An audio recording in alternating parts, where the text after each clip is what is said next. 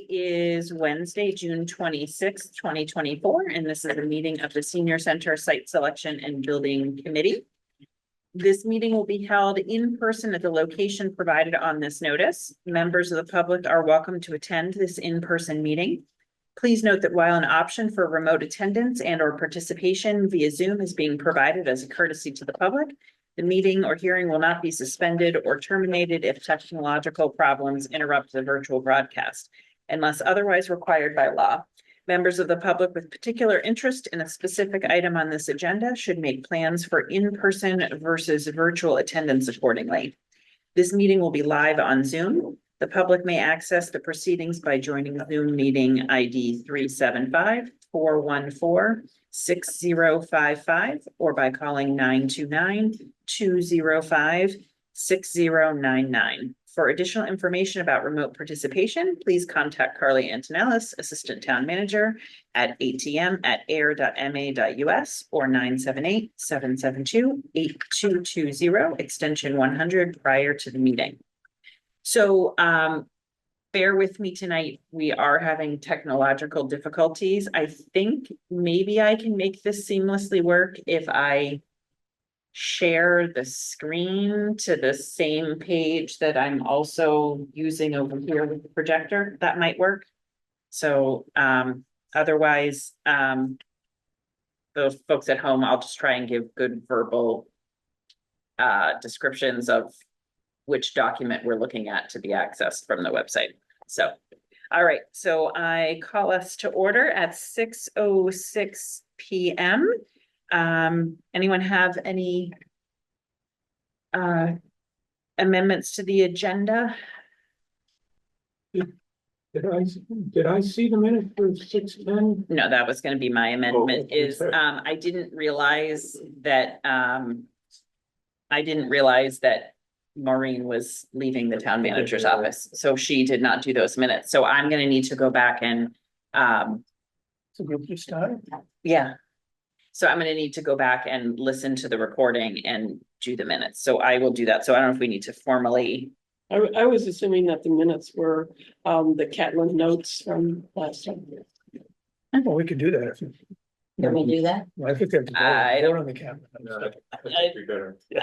I don't, I The think they minutes have a have to be different recorded. purpose. So, We- okay, so I will do the June 10th meeting minutes from the recording for our next meeting. Does anyone want to volunteer to do the minutes from tonight's meeting? You can do it from the recording if you want later, so you can fully participate now. Okay, thank you, Dennis. You're a good man. That's what clerks are for. That's right. Awesome. Yes, that's right. All right, I don't know if we have to formally amend the agenda for that. We can just not have the minutes ready. Okay. Yeah. Okay, we should amend it. Custom, so we don't need to amend it. Either way. I'll make a motion to approve the agenda as amended. Okay, Second. all in favor? Aye. Aye. Chair says aye. Great. Wonderful. So that brings us to a recap of the June 18th Select Board meeting where Ken and I and Carolyn was there, and who else was there? Someone else was there. I was. You were there. Audience. Yes, you're What am I there. not? No. Yeah, several of us were there to give the update. Basically, we just walked through step by step what we had done thus far, that we had pared down the properties, we had hired the architect, we had begun working on the program. We gave them a budget amount that we. Oh, yes, allocated to the yes, architect. right. Yeah, we were Budget right. of what? Of the architects, that we had hired the architect and we gave him the amount, because I wanted to get the amount out there. Yeah. We're spending. Right.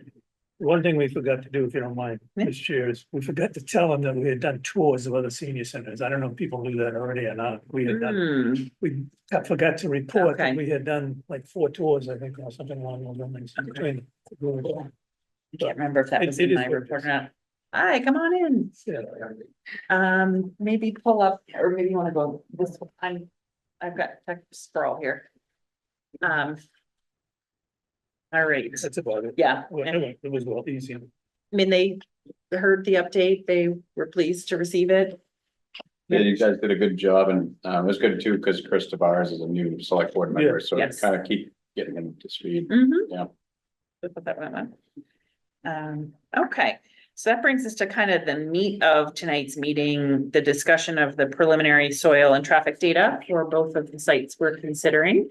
And there was a wealth of information. Thank you, Dan, for giving us the initial soil data. And I can pull that, do you want to drive the laptop? or- Okay, you want me to do that for you? Well, I mean, since you're pulling up those documents, and then we also had a lot of them from the school project. Ooh, You broke it. You broke it. uh-oh, there we go. Oh, no, No signal. So one of those technological, Yeah, it is definitely. HDMI must have on cable somewhere. Hold on, I think it's. there we go. Okay. Right here. 1, 2. All right, so for anyone following on Zoom, we're on the 42 hydrologic document from the town website. Yeah. So kind of, you want me to summarize a little? So whenever, engineers, especially when we're doing stormwater calculations, the first thing we do is look at this web soil survey. And basically, there's been a survey done, but this is the Middlesex County Geological Survey. And it demarcates certain areas by soil types. And there's 4 hydrologic soil groups. There's A, B, C, and D. And A are your best draining sandy type soils, and D are your ledgy areas that do not drain well.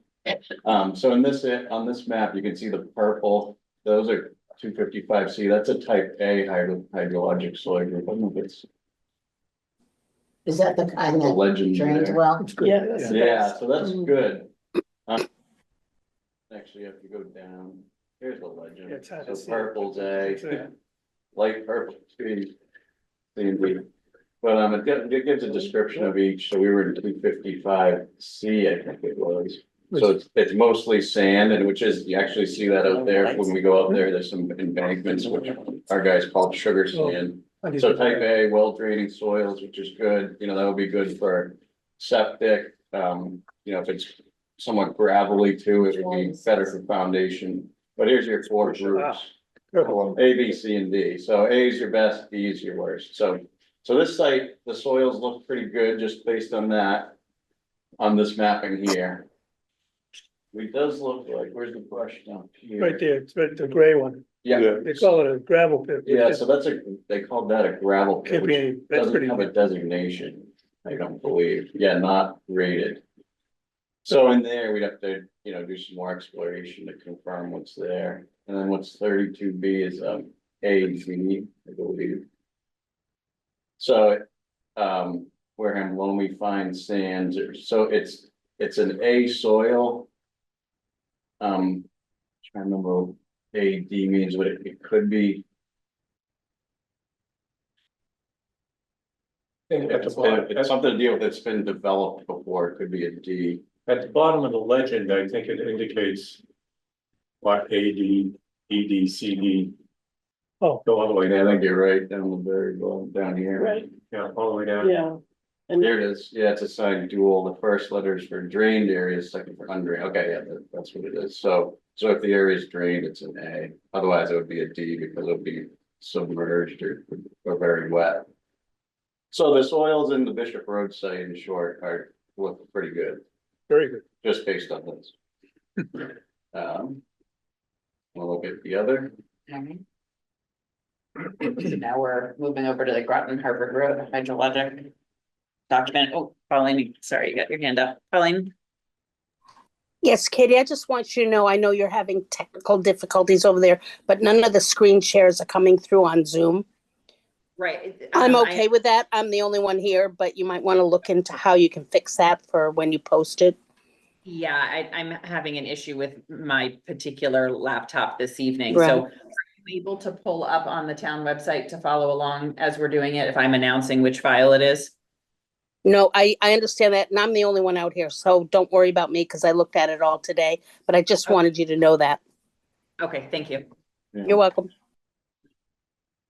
So very, very similar, diagram for Groton Harvard Road. the school area. That's in the white, 654. So that's Dorothy Loamy, that's an area that's been developed and filled with loamy materials, so that's an AD. Or, excuse me, I'm not rated. And then we have an area along the side slope, I was surprised to even see that's in the purple, which is an A soil, 424D. But it's funny when you look at it, because it does mention boulders, Yeah, Canton, fine, sandy loam. You know, it's got pretty significant slopes, we know that, 15.5, extremely bouldery, mhm. it's still rated an A. And then the remainder of this area, the 104D, 104C, here's more 104D. Those are your ledgy areas. So Hollis, rock outcrop, these are type D areas. Which we can see, you know, as we've been up there. So obviously, it's a lot more challenging of an area to build in, which we already kind of know, but this is backing it up with a little bit of data. The part, I'm a little confused on this one. The part where we would be building on this is what, that little purple area under the gray? So it's kind of like to be determined in this general area, right? We haven't set a definite, Oh, but yeah, it could be part of this gray, it could be part of the purple here, Well, maybe or the it could be gray up is, here. is it mainly the gray, that practice field? Yeah, Right. so practice fields. We're kind of talking So about it's right kind of- alongside that practice. Yeah, so it's they really highlight areas that were like, you know, developed before, filled in, that's what this is really highlighting, this new Dorothy's. Loamy. Yeah, So how big is that purple parcel? this, Yeah, I don't know, I have to measure it. I mean, I think it tells on the, it tells on the, I looked at this earlier and it tells on the next. Yeah, keep going there. One of those is area. So, yeah, there's 20, almost 24 acres of 424D. That's within this entire rectangle, right. so you have 424D up here. too. Oh. Right, So it's that and this, so we have to, I mean, you could get a rough on that. It seems like a good size, and with the, you know, practice field near it. But once again, it's slopey, so there'll be a lot of grading work, but it, you know, it actually, I was surprised to see it there. I was, are you gonna put up the other, the photographs, the old photographs they gave us at all? Is that, we don't have that, right? Is that right? Yeah, I put up all those documents. I'm just not sure. The only thing that was Satellite interesting, PDF, probably. One, well, what's mine? I oh, want that's his Yeah. work, yeah. Yeah. Oh, you know, excuse me, it was in the report that, we don't have it up there. I Yeah, don't the think. full It was in that long report that was on. That one was, You have to connect to the, was that the master plan no, it was the one that, reevaluation? It was like 340 pages. Yeah, but Cindy put them up individually. You guys had to all look at the zip file to see it. Okay. it wasn't, the one I'm referring to is the engineering drawing, the stuff that was Yeah, done by that's ADS, which Try it the, was up online. We couldn't get it. I couldn't get the thing to download, it was too big. But what I'm getting at is that the photograph actually showed that, it's that one. This, no, it's all that. Oh, no, or maybe the test pits and laboratory testing one. No, that's all the school stuff. It's what's that site that we had to go to? Yeah, no, it's this one. That's it right there, sorry. Okay. So way down in the bottom of I'm the gonna try and photographs, and it's follow. interesting that it shows, Dan. the oldest photographs show a lot of that area to be cleared in the past. Which is pretty It's cool. not this one. no. Oh, so you're talking about this one right here? These ones? I'm talking Yeah, about what those is old that pictures, document? yeah. Yeah, this was the document I got off the email. This one had the 1960s flyby. Right, but it was part of this ADS. Right, Yeah, yeah, but yeah, I had Cindy post all of those files, so we just have to figure out which one it is. Yeah, but she didn't post it. It's not there. I checked it for it. Oh, she didn't It's post not that there, one? no. Can I see that? Oh, okay, all right. It's a really complicated file for her to post. Okay, So anyway, what I'm wasn't getting at is the photographs indicated that where that practice field is, the back practice field. that was cleared all the way to Groton Harvard Road in the past, sometime in the past. I saw that So- too, yeah. when I Which I looked thought at it. was, that means that's new growth over there, which is probably better. So- Yeah. It probably Yeah. more so coincides with. Yeah, there you go, that one right there. So I don't know if you wanna pass that around to folks on the table, but that's a real, what's that, 1960 or something? Yeah, 1960, I think this was around the time they were doing the they were constructing the school. You can see that's all clear all the way back there. Can you see it? So the positive point on that was that where we're looking next to that practice field, at one time was cleared. It was work that was done there. Transfer station is quite a bit 60 smaller, it years seems. Yeah. I know, that's what I kept working out. I was like, Only 50 years. going back in the day when we used to use plans, right? Thank you. Yeah. Like that area right there was cleared all the way to the street. Yeah, Time, the field yeah. was back in. Okay, Thank you.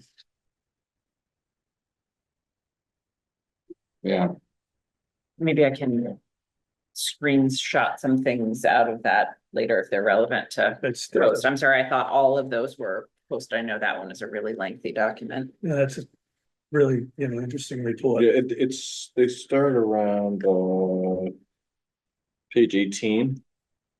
In that document, Okay, so not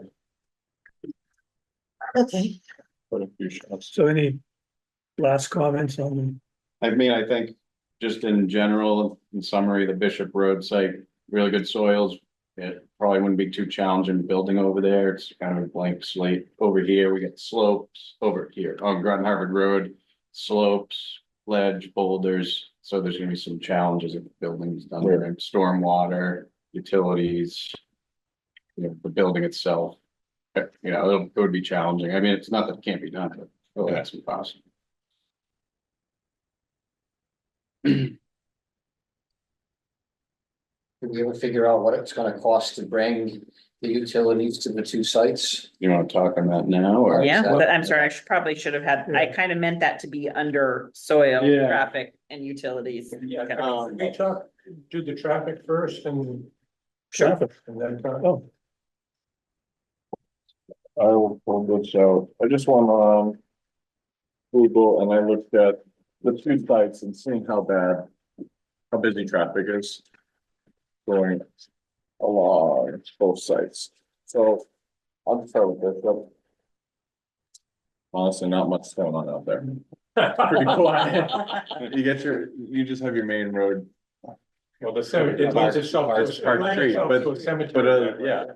so not much is going on, so there's not really much to say there. As long as you don't have to get on Park Street. Yeah, exactly. That's the extent of it. The traffic But the traffic, study indicated what was going on Park Street, not on Bishop Road, right? yeah, exactly. It doesn't, Well, this, exactly. It's Yellow, not the green, seeing those people that are cutting by and, Is this from Google? or- yeah, Yeah, that's why it looks like a traffic, when you're driving from Google. Yeah. right. the different, I guess. But I guess, Different colors, Matt. yeah, over here. Oh, I get it. And I set up It's the. projecting a particular day. Exactly. and- And- and- what's- So for the Washington one, I did like what time you would be Just like you see it opening. on Google Maps. Yeah, exactly. So that's just, I was talking to the realtor downtown and she had an idea. You know, we were saying that it might be difficult for people to take a left to get into. She was suggesting that you come up Groton Harvard and you make it a right turn only into the place, into it, and a right turn out of the place, so you don't have any crossing traffic. So you have to come down Washington, come up Groton Harvard to come in, Yeah. and when you leave, you have to go down Groton Harvard. Yeah. And to put some kind of a planter in the middle, so Mhm. people couldn't take the left Right, to come in as a way to mitigate Yeah. traffic. that's what they have at Shaker Hills Golf Course, Right, right? You that's- can only go No, one they way. That's exactly what they're gonna do, yeah. Oh, did they change it? They must have done that just this year. No. Wait. That's fine. Yeah, I mean, But that's yes, that's problematic. that's the way it was approved. Yeah. I mean, coming from the east side of town, then you have to essentially go through town Right. to Yeah. get to. It's tricky. It's all gonna be a balancing act when we get where we're going. If we If we use the throw site. the Washington site. So Yeah. you just stepped right by quickly the first. Yes, it's sorry, yeah, I did. The dump site, The dump site, we just just looked at it, said that looks fine, and we keep going. Yeah, you're right. It really didn't tell much going along that actual Bishop Road. Okay. It didn't really tell much. I think it would be, The trick there is in the Sounds like- morning and the afternoon. yeah, it sounds like People- morning and going afternoon, to people are bed. coming in, and it's local Which is people and whatever. Probably whoever before the senior commuters. center would be open in most cases. Mhm. Now that you Yeah. Think of it. Yeah. And probably almost after it's closed. Yeah, Yeah. yeah, Yes, you'd just be missing it, so. okay. One thing too that, just to be aware is, and we've done this a couple times in town, is you can create a speed zone, a safety zone in areas with vulnerable users, and that includes senior centers. Yeah, So okay. you can knock the speed limit down to 20, sign that, speed feedback signs. We're doing that right now with our Sandy Pond Road Complete Street project. Then we're gonna be doing it up near the hospital as well. So those are the two zones that there right now. So it's Mass DOT. It's kind of a relatively new law that they allow us to do that. So you could technically do that, and I think it's just an act of the select board. I think it's Engineering study. 25 over on that, on Bishop. That's 35. I just 35? was- Yeah, I just was there. Okay, I thought it was 25 everywhere in town unless otherwise posted. It is posted at 35. Is it really? Yeah, just beyond the gate, there's a 35. I was thinking more so the Groton Harvard Road site where it is tricky, especially. that Yeah. one's, Yeah, near everyone for school and such. All right, thanks for that. The beauty of well, another feature of the Bishop Road is there's room for expansion of that road. If you had to add a lane for turning, to create a lane that just went into the senior center, a left turn lane, there's plenty of room to build a lane around it. For traffic to pass. I don't think we have that opportunity necessarily on the other street, but, Well, for Groton Harvard, I would think we have to there's gonna be more.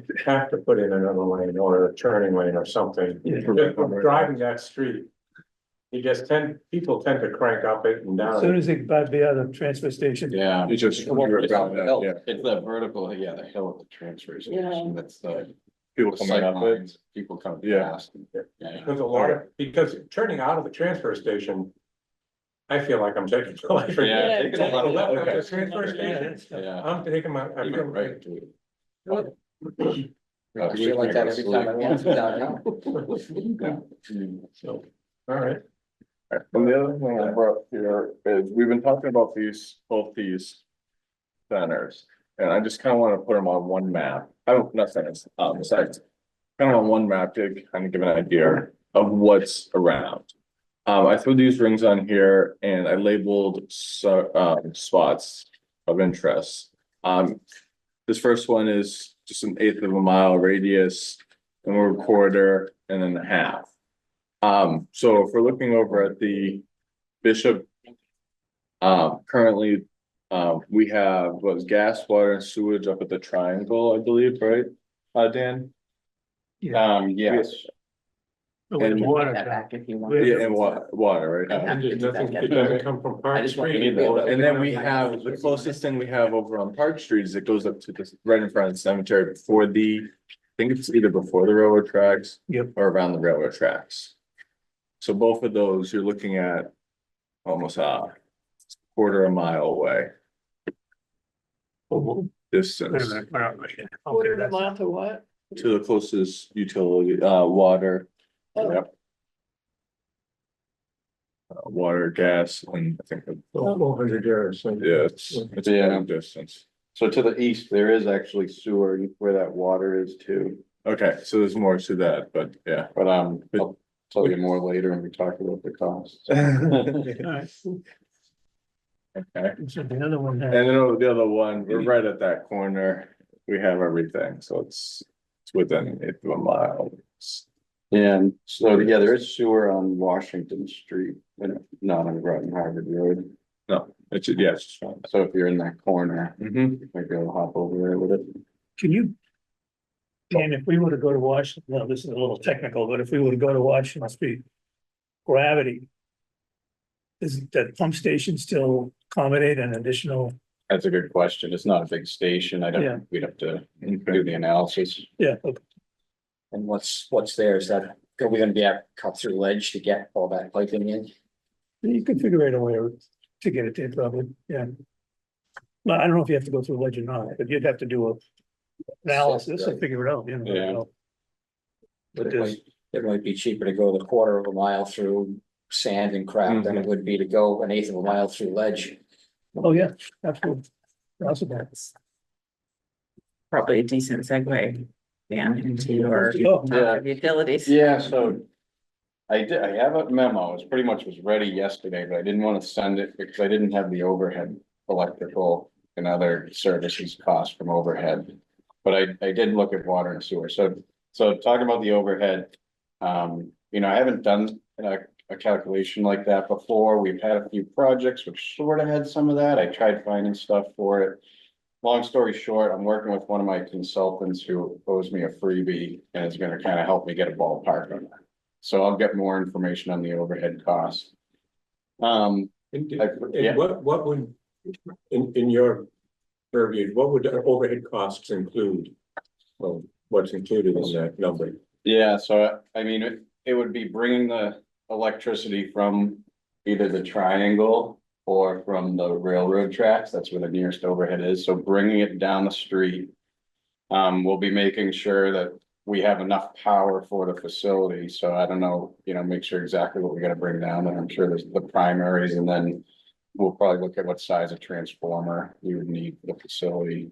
I haven't talked to our consultant yet, that they're gonna call me, probably end up being tomorrow. But I would think we'd probably underground it too, when you get to the site, for the driveway. For the facility, so kind of, you know, be a little conservative. So that's what I would, you know, in short, anticipate, but I'll get more info from the electrical engineers I work with. From my consultant. So for water and sewer, so I did that analysis, I forgot to bring my draft memo, I don't have it in front of me.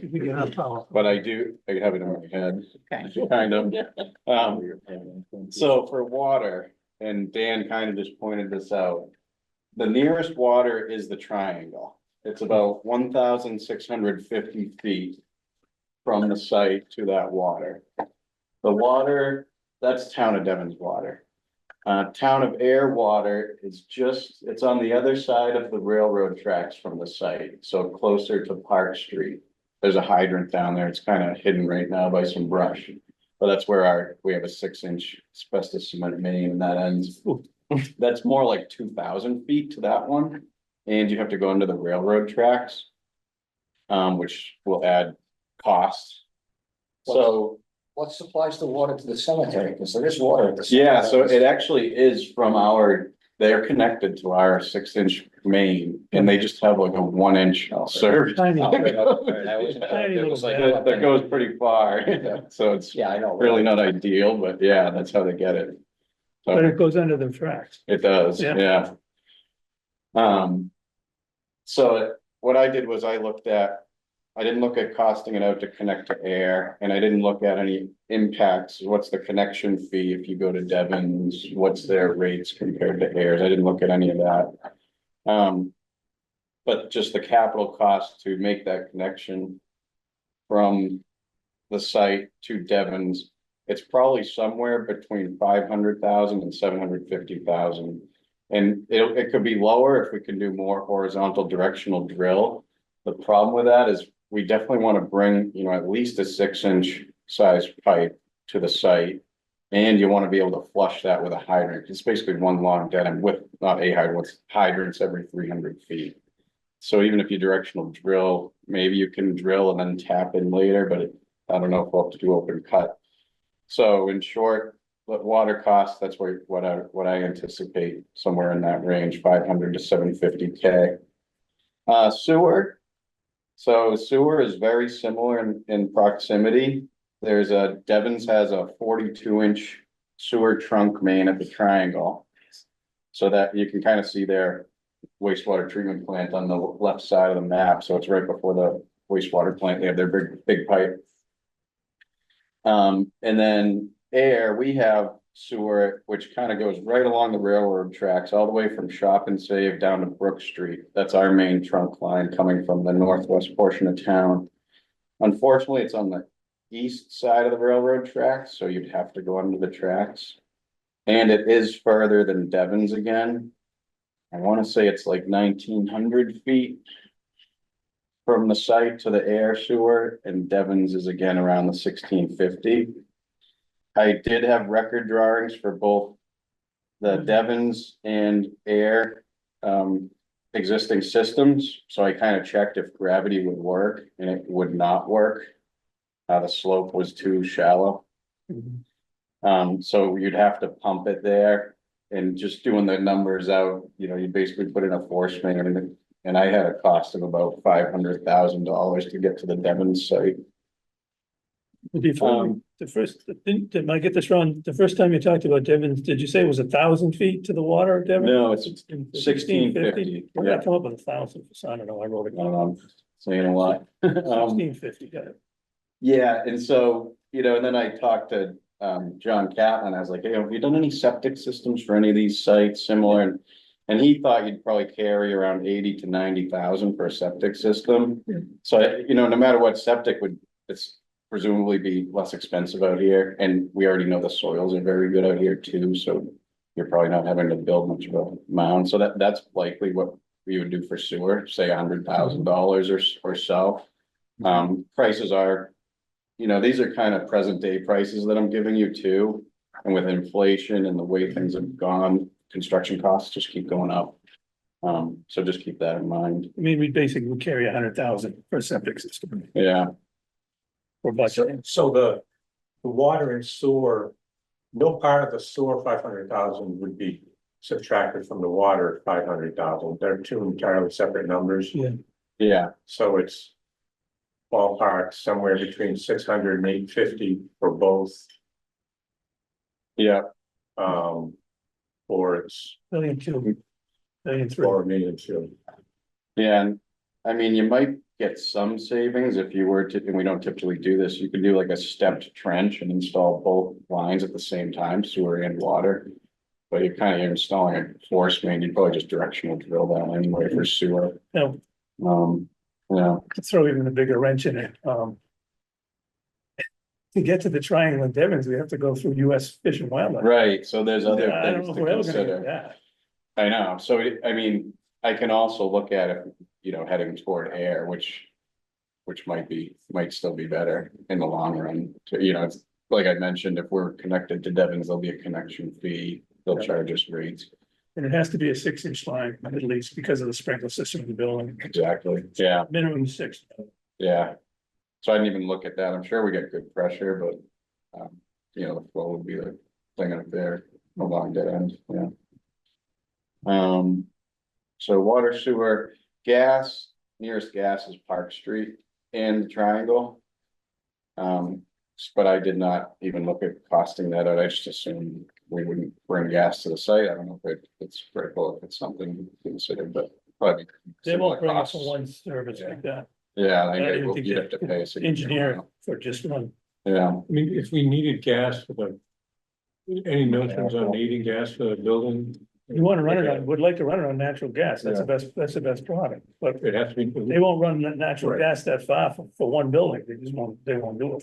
so we can't do it, or we wouldn't use. Would have to use propane. propane, We would, yeah, have to use or propane. propane, yeah. Yeah. I guess, I mean, I'm thinking yeah, propane.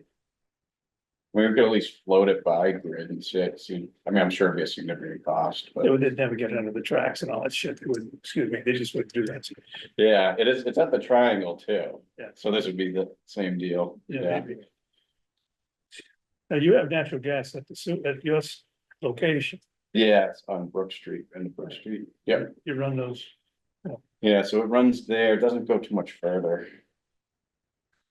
It's dead ends after our main highway garage. Yeah, so, Oh, yeah, thanks, that's And- a lot of work. and I have a memo which has all that info in it, pretty much queued up, but I was waiting to finish the overhead electric. so the kicker with the septic is definitely a doable thing, and they put septic in at all town at the gas station. There's no sewer going down there, and they Yeah, turned out to be fine. The water is a problem, obviously. So what would it take to get a comfort level for the water for a well? I wonder how would we make sure how would we get that testing or whatever that would make us comfortable? That's a good question. I mean, we'd have to look at. Are there specific requirements from DEP, like how many people it's gonna serve? And so that would add probably more testing than you do, say for a private well, right? So, it's something Yeah, we the could look at. public, I'll just mention that the public well for this facility is a very, very expensive item. It actually often requires 2 or 3 wells, and then they have to be tested over quite a period of time. And Dan, Dan V, I believe I understood from our previous conversations in these meetings that we may have some contamination from Devon's. Is that? Yeah, so, I mean, the more Army, or the more, what do they call it nowadays? The old More airfield. Air Force Base, more airfield. Yeah, so there is PFAS on that site. I don't know the exact way the groundwater is flowing, presumably toward the Nashua, but yeah, there's potential. There could be some PFAS at the brush dump site. I mean, McPherson well has some, and that's down along the Nashua, further down McPherson. Yeah. Right. Yeah, by the, kind of near the railroad bridge. So, right, yeah, John, you're right, that, you know, I would be, you know, I wouldn't be surprised if it was contamination. Getting back to the water for a second, I'm not sure these folks know what directional drilling is at this table, other than you and I. But you mentioned directional drilling. That basically is a technology where you can put the line without trenching, and just take it right underground with lasers and other technology and Yeah, pull the line underground. it's pretty neat. It's called horizontal directional drilling, so, Incredible stuff. yeah, so we did it. Between Sandy Pond Road and Wright Road, where Kohler Place, the subdivision is, we directional drilled a water main to create a loop over there. Yep. And so, Clean up your water. yeah, so from above ground, they're able to use a device to identify exactly where the tip of the probe is and the pipe they're pulling through. It's pretty cool. It's cheaper. Yeah, you can go pretty fast, pretty far, pretty fast. So we have a bid out to do that for another water main in town. And given the soil type, it's unlikely they would run into, you know, significant obstructions when trying to do that. Right, yeah, and that's where, when we were at Sandy Pond doing that work, it took us like 2 days and they were already done. It was incredible. It was like 650 feet, 650 feet of pipe. Yeah. Yeah, it only took like 2 days. Basically go in one direction with the machine, connect it to the pipe sections, pull it back in pieces and put the pipe together as they pull it back. Yeah, they'll fuse the pipe, that's HDPE. Yeah, they fuse it as they're pulling it back Yeah. on the other end and just keep pulling it back. Yeah, Yes. Well, unbelievable.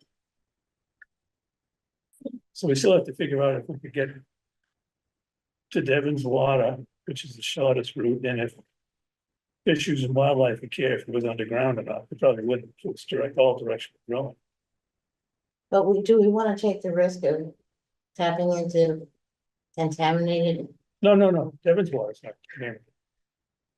We're I talking thought you about. said the PFAS. oh, the That's if McPherson we do a well. well, we're not gonna do a well. So, oh yeah, so Devon's does have PFAS contamination in their public water supply wells, similar to us in Ayer, but they have treatment. So if we were to be on Devon's public water supply, we'd be fine. So, and for the fish and wildlife, would it matter? Do you have any sense? Would it matter to them if it were just water or water and sewer? That is, if it's just water and it's a water pipe and the water pipe breaks, well, you got a little more water underground that we know is okay.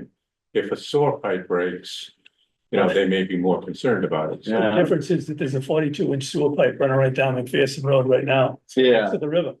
So they're putting up with that, and all the other utilities there that run. McPherson Yeah, and now. our wastewater, Huge stuff. Everything Effluent from here pipe. goes down there. yeah, everything from our wastewater. Yeah, we Treatment think- plant that's there. So maybe they wouldn't care. So we would. It's anticipate that- underground.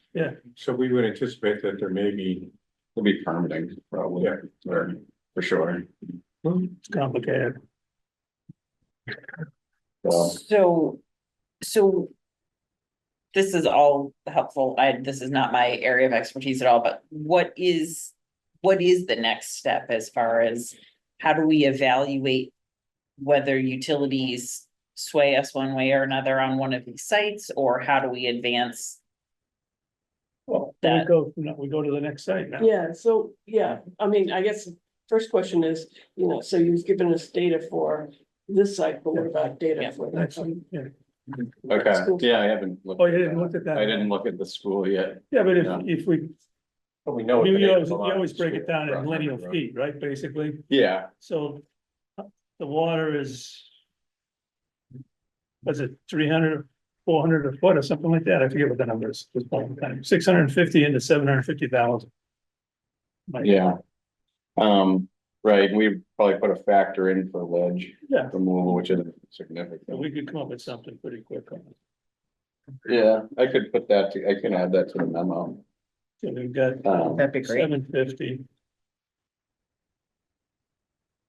Divided by 60. 450 or $500 a foot. Water. Used to be $100 a foot. Yeah, it's, Up to- yeah, my eyes pop when I see the costs. Yeah. So if you only have to go, out to the street, the other site, you may only have to go 100 feet. To get to water the water's going right by the dump, or excuse me, the transfer station, and there's hydrants and everything right there. It's on the other side of the street, but it's Yeah. right by what used to be Burnham truck. Yeah. It's like a 12-inch main or 8 It inch. is, yeah, Yeah, it's a big main. Yeah. So It's a big that's gonna be way less than any water at the other side. oh, for sure, yeah, and it's no connection fees or anything, it's the town of Ayers. Right, so Water supply. we know it'd be good water, we know we got enough pressure, we know all that stuff would work, Yeah, so it might be. $45,000. So. We can say that the capital costs for the utilities getting to the Bishop Road site and having the septic system built on site would be somewhere in the ballpark of 600, just 850K. That is 500 to 750 for the water, and then about $100,000 for the septic. yeah, No natural gas, you can put that down for that site, And and electric is yet to come, and which is, it's gonna include, you asked a good question, but it's not just electric, it's Comcast, it's cable, it's on telephone. yeah, and the overhead. Also, Security. when you said overhead, you meant wires that are running overhead. That's what he. Oh, okay, I was thinking that it's overhead as in. Oh. Oh. Yeah, we gotta be careful. When you just said that, there was a cost for water, but then you said 100,000 sewer. No. There was That's- still a 500 to 750 for the sewer. If you put an wasn't it? onsite septic system, it's a lot less, it's about 100 for onsite septic. Oh, versus instead of going down the hooking- street. Instead of hooking up. to- Yeah. Because the material is good enough, it'll handle a septic system. yeah, as long as the water table's at the right height. So at this point, we have some rough idea that the utility cost, getting those things to the site at Bishop Road will be more expensive than doing it at Washington Street. I think it's gonna be 3 or 4 times more expensive. Oh, yeah, so for the additional cost will be something on the order of, I don't know, $600,000, $700,000. More, way more, because we haven't even talked about the electric. Yeah, The only thought I had on the electric, if you don't mind, is that, St. Mary's comes off the power line, the transmission lines. oh, no, it does, Yeah, okay, so the transmission lines that run right through the DPW site, there's a low. I say low, but it's because it's not the, 1440, or it's not it's the low, not the big heavy duty stuff. We could potentially come overhead through the DPW land from that easement, from the transmission line easement. Mhm. There's already a transformer on one of the poles behind the storage shed, there's a transformer already on the pole. Right, so I'm talking about the same one, but further down, Mhm. where the building is, but potentially where the building is. That's what I mean, where Yeah. the shed is at St. Mary's. No, like, I'm sorry. are you talking? I'm saying use the same transmission line, but further down, correct, and come through the DPW land. I'll mention So you that. don't have any easements, you don't have any paperwork, you don't have anything except installing the poles and transforming and coming to the building, maybe 2 transformers, depending on you have to bring the high power over and then transform it at the building or something. But that's a better route than going down the street. That's good, yeah, I'll bring that up when I meet with my consultant, and see Okay, if that's something, But it's still way more money than going right to the street on Groton Harvard Road. The power's right there. Yeah, oh, yeah. Right, but I guess the larger point is we are calculating the costs of utilities Yeah. for each of the sites. We're trying. And we will come up with a number as best we can to kind of estimate what the additional costs will be for Bishop Road versus Yeah. Washington. Mhm. But that's not the only calculation that will go inform our decision as to the preferred site. Yeah. That is, the preferred site, although it may cost more in terms of utilities, may have other advantages or vice versa. So, you know, I know that it's important to calculate the costs, but there are other things about the site that have to be taken into account before we arrive at a preferred site. I agree with that, but in the long run, there are gonna be things we have to overcome in the design and in the site plan and a lot of just the layout of the whole plan, and having utilities behind us is a big gain. Let's put it that way. To not have to bust our butt to figure out how to get the utilities there would be a savings, because we have enough unknowns doing everything else. That's my thought anyway, just my own opinion. It's interesting that I think I was always tipping towards, the brush dump location, but now that we start looking at it, might not be, it's gonna be difficult. Would it be possible to overlay the contour lines with the soil type? With, like maybe as part of that memo or part of it, just as a different deliverable, because what I guess I'm trying to understand is if you do that, are you still left with enough land that's both flat and has the right kind of soil at the Groton Harvard Road site?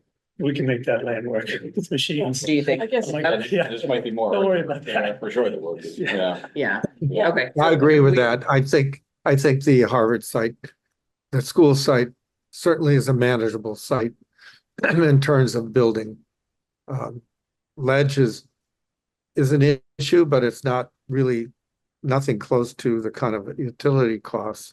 The one question that I think Katie brought up is to make sure we have enough room for parking, accessibility, at the same time placing the building on it. I think Dan had shown a site plan showing a 10,000 square foot footprint, which keeps the building contained, but it's really important to note other amenities. And one amenity that the school has is that it has playing fields, which are good walking areas. Also, good places for folks to see the games. So they both have really pluses and minuses. And as we narrow this down, we're going to see where the pluses and minuses play out. Each site, I think, has particularly strong points. And we have a little bit longer to go here, but this is really a good conversation that we're having. That's my 2 bits. yeah, I was gonna say, how far down this road do we go? Can we go with 2 sites?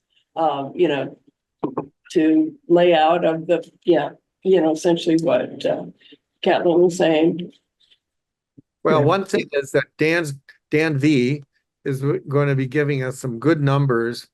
And I think what we want to do, Dan Arts and myself, is to look long and hard now at both sites, getting the building on it, showing access for traffic and access to the site itself and the parking arrangements, so that we can tie that all together with the utility costs to see where there may be some real issues with the Harvard site. We really don't know yet, but I think by our next meeting, I think we should have some good numbers to make that decision for this committee. I mean, for the Harvard site, my concern, I mean, it always, truth be told, it's always been that since the inception of the committee, we have always kind of wanted or stressed the need of kind of accessibility to seniors Oh, and to be near downtown and to be kind of on the way to what they are doing during the day so that it's more easily accessible for them or more kind of visibly accessible for them. And when I think about my daily travels and where I go and where I'm likely to be on my way to, just you go down Park Street to access almost anything in town. The Groton Harvard, I would tend to be on my way out of town or to the brush dump or to the transfer station. You know, it feels more downtown to me. Yeah, I mean, but, you know, I'm on the eastern edge right, of she town. has a long haul. And, you know, so, you know, for me, the school site is much closer. I can even walk there, you know, Okay.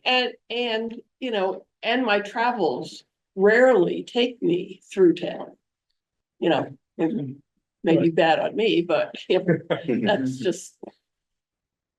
I'm completely on the other side of town, so I never go past the high school. I'm always on Park Street from Bishop Yeah. Road. Right, I think it depends on what neighborhood you start. And I mean, if you look at this map, you actually really see downtown as kind of equidistant between them both. It's, yeah. Yeah, you're right. Oh, question. I think I mean, a case can be made both ways here in terms of where the sites are. I think when it comes right down to it, it's going to be usually our experience is it comes down to, and I think as you involve the community a little bit, you'll get some input from the community, but it really will ultimately come down to cost. It's getting very expensive to build buildings today. And when we see that we're adding maybe $500,000 to one site, we have to see some really positive advantages to that site. And I think the next phase of putting the buildings on the site and see how they fit and beginning to, I think, involve the community, I think will help us understand, because I think we hear one side saying, well, that site's closer for me, and the other person saying it's closer for me over here. That's going to be across the board. It's just what it is. And Katie does point out that the center of town, when you look at these, is really not too far apart. So I think let's not worry about the geographical location right now. I think we got to look at the feasibility of both sites in terms of cost. In the end, we have to sell the cost of this building too. And that's going to be part of the challenge. So I think the next phase is for Dan V to give us his electrical, gas, septic, sewer, water costs. And these are all very rough estimates because we don't have all the engineering in place. That's going to start telling us what's going on. I think the actual building cost, physical building cost, will not be as big of a deal unless we discover there's some kind of subsoil problems at either site. I mean, the Bishop site could be organic material, not suitable support. The Harvard site might be ledge being in the way. In some cases, if ledge is not too far down, I mean, it's like 7 or 8 feet down, it's actually helpful. So we need to do that. And I think part of this next phase is to get out there with a backhoe and get the school to give us permission to dig a couple holes and to make sure that we know what's down 10, 12 feet where the water table is. The water table will have real effect on the septic at Bishop. And we like to make sure we understand that. So I think the next step is to consolidate our thoughts and start applying numbers to it and see how they balance out. I don't think we need to decide a site, certainly not now.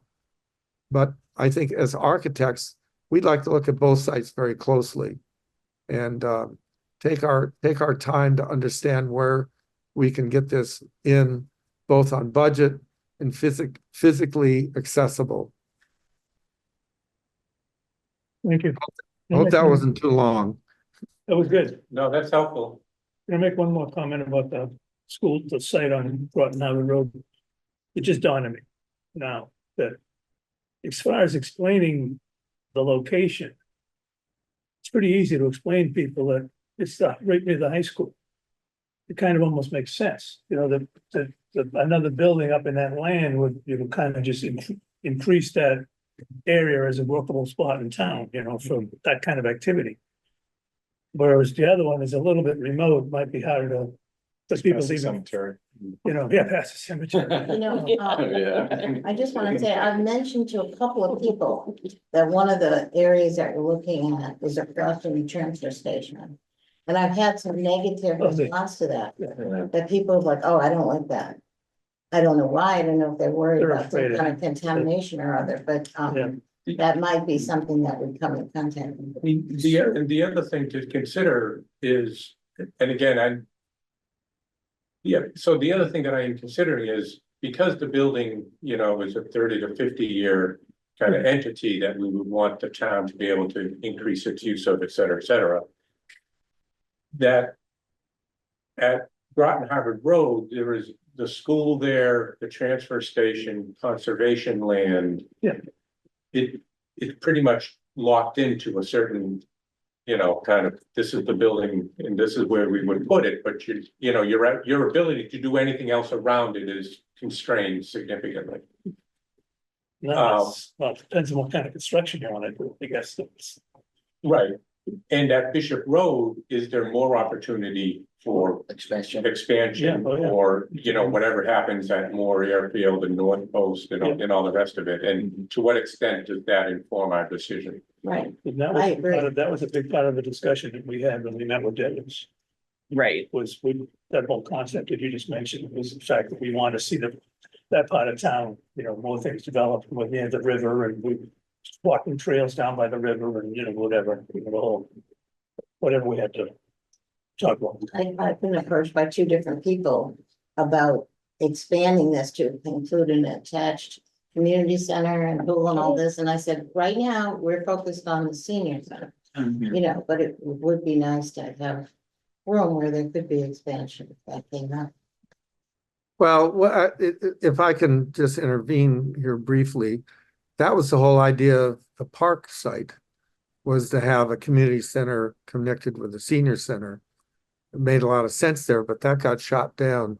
I think one of the concerns we always have for community centers, which are more intergenerational, if you will, is the understanding that we're always concerned about mixing of very young people amongst very old people on a regular basis. So it becomes an operational thing. But I think the Bishop Road site, from what I looked at, and maybe Dan V can help us here, it's not all that roomy. Now, if Devens ends up throwing some land to the town, that'd be a whole nother story. But I didn't see that kind of space. Maybe Dan V could help us understand. There's some wetlands nearby there, I know. That's a lot of space. Yeah, I mean, obviously, we'll have to accommodate the brush dump and where that demarcation is. But I think what Ken was talking about was opening up towards the Nashville River, creating, you know, pathway there, things like that. But I forget how many acres. Do you remember when did you do it? Ken measured it out on Mass Mapper? Because it was more than the two minimum. It must have been like 5 or something. Yeah. We have plenty, there's all kinds of. Yeah, it was a big number. I mean, but it was. Yeah, so I think there is some room there. Yeah, there's room on both sides. Yeah. You have the entrance and you have the open area, but there's room on both sides of that open area. That's treed right now, Yeah. but there's plenty of room It's on tree, each yeah, side, tree, not, you yeah. know, to clear and do something. was it labeled on this document here? No, that came from Cat. No, we'd have to. There's some other Do it map again. I did Okay. offline or I something. forget. Mm. So do we want to move on to floor plan? I mean, I've had other thoughts on, I guess the next step is what Mr. Catlin recommended. How do we get a backhoe on both places? So if we do that, I'd want to look at it for where we access and where we do the actual pits. And Yeah. obviously the school, we need permission there. Right. Brush dump, we can Now, do whenever. do you have a? Do you have a clear understanding at both sites about exactly where on the site the building would be, like where the middle of the building would be? No, I could figure out. Yeah, I think at the next stage, we would give you a more specific, we would not want to dig we want to do a test bit where the building's going, but we want to do other areas on the site. So we'd probably want to do maybe 4 or 5 test areas at each site.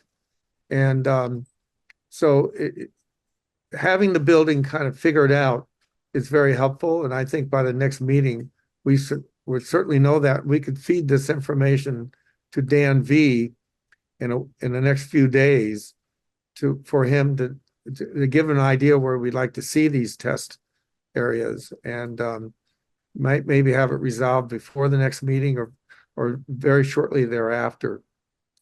Do you have any preference, John, for just doing work with a backhoe, or do you need to do any other Well, testing? down the road, we drill. We go down Okay. 25 feet. We'll do that. Okay, thank you. Yeah, that would happen with our geotech. The one concern we have is understanding the soils all the way down, understanding where the water table is, and whether we do run into, organic material or rock, whether, by the way, large boulders are a problem too, so we could find out about that. And both sites, I'm sure one site's going to tell us about ledge. The other site will tell us more about how good the soil really is. And I think I asked Dan V, and I don't think there's any record of any other building on these 2 sites that Dan was able to come up with. I think they're both relatively clean. Yeah, as far as I could find. Yep. Where do we, Go ahead. Sorry. no, go ahead. No, I'm just saying that's a really good indication. The only downside of our test pits will be if we find there was something there. And that's why we dig, maybe 5. If we try to get enough done in one day, arriving at 8 and getting done at 4, we generally, with a good backhoe, we can get down pretty far and probably get at least up to 4, maybe 5. We'll give you a list of locations. Our Dan Arts will do that with me, and Yeah, and I'll work with the highway division and fit it in. And I want to say we can get down about 9 feet with our backhoe. Yeah, it's a short one. yeah, it's not the. 9 feet is good. backhoe. It's We good. like 10 Yeah. to 12. We like 10 to 12, but 9 feet. That's what shovels do. They give Dan Art the shovel, he'll go down. That requires a trench and shore. Exactly, that's what I'm saying. No, we'd be happy with 9 feet at this stage of the game. Because when we get into actually really designing the building, we're gonna drill. We'll drill. Oh, Katie, where do we stand with the school department in terms of, Well, so the last meeting, so we met, Dan and I and Robert and Dr. Renda, town manager, and Dr. Renda met to just sort of generally at a 10,000 foot level discuss the project. He was supportive of it. We had a second meeting with 2 members of the Ayer members of the school committee who were also supportive of the project, but wanted us to be aware of where the existing field expansion plans were that were part of that larger project that was done a few years ago. So that's where all of these documents to let us know, that we all saw came from, was to see sort of if there was an area we wanted to ideally or optically be able to stay away from. As we combine this, I think that would be really interesting to kind of lay on top any relevant contour lines, maybe they're not relevant, but like, and then the soil data, and then that practice field expansion as you're looking at where to site it at the Groton Harvard Road site to see if that's possible to stay outside of that area.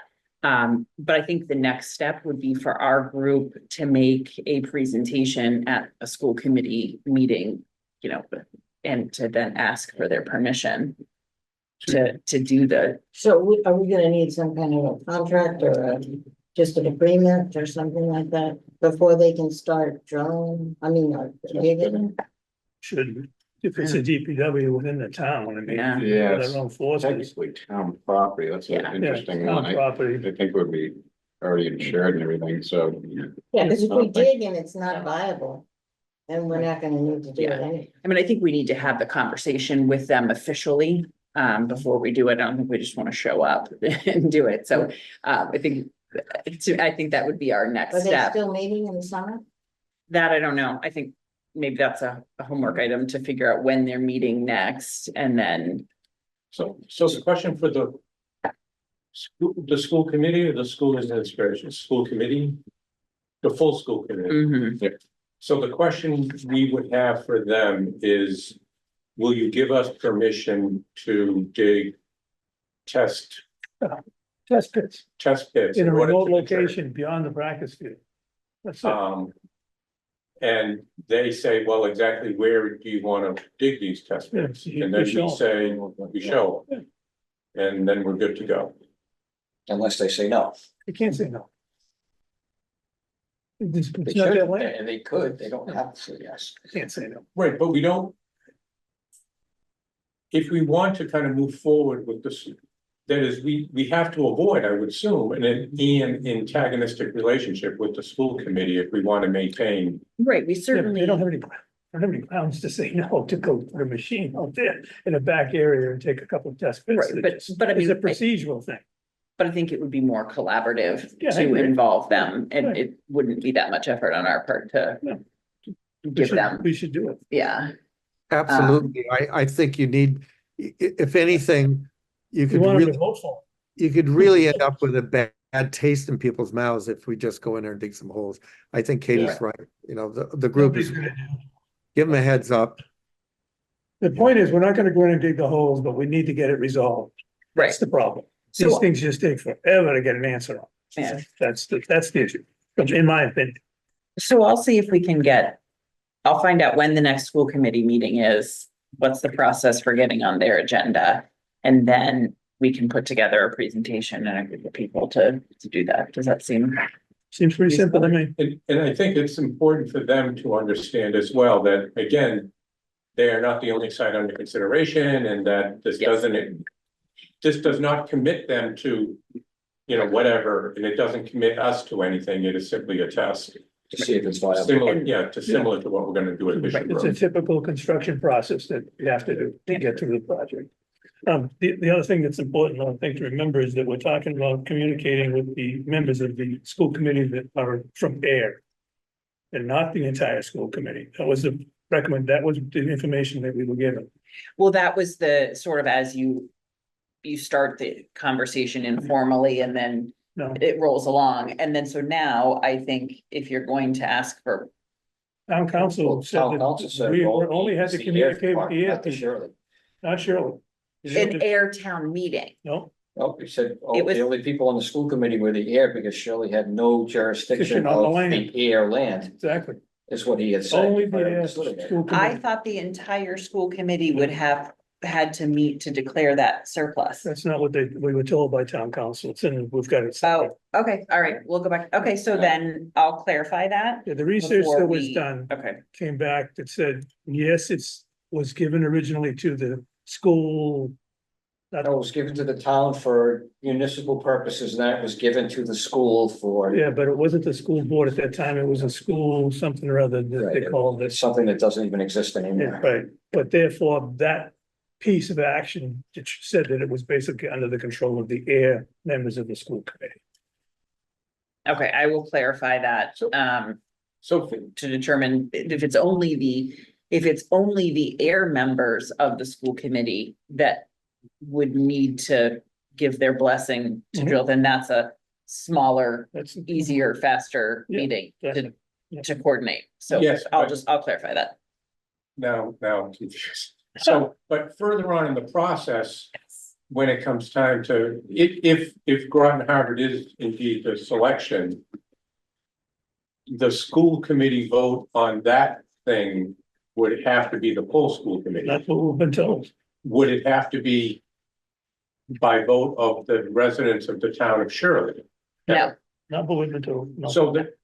So the Shirley members of the school committee, neither the Shirley members of the school committee nor the town of Shirley will be able to kind of raise objections to this that would prevent it from happening. right, so I would like to clarify that part of the memo, because when I read it the first time, oh, we have it right here, I read it to be that the school committee, not specifying air only, but the school committee would have to declare it surplus, and then a vote of air only town meeting to confirm but I didn't see a piece, I didn't But for, read a piece that was the subset of the school committee. So But we'll for now- clarify that, yeah. okay, But it for does now, not involve a just Shirley Town vote at all.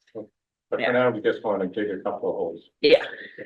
Okay, 6 votes. 6 holes. so I will find that out definitively who that meeting needs to be with.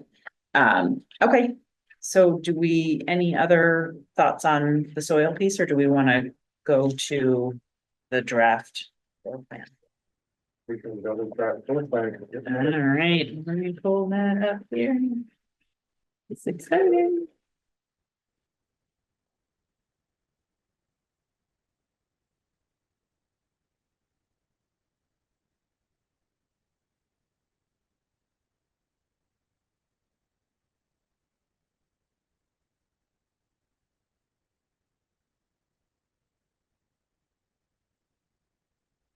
All right, so over the past couple of days, I've been working around with the program to kind of develop a floor plan.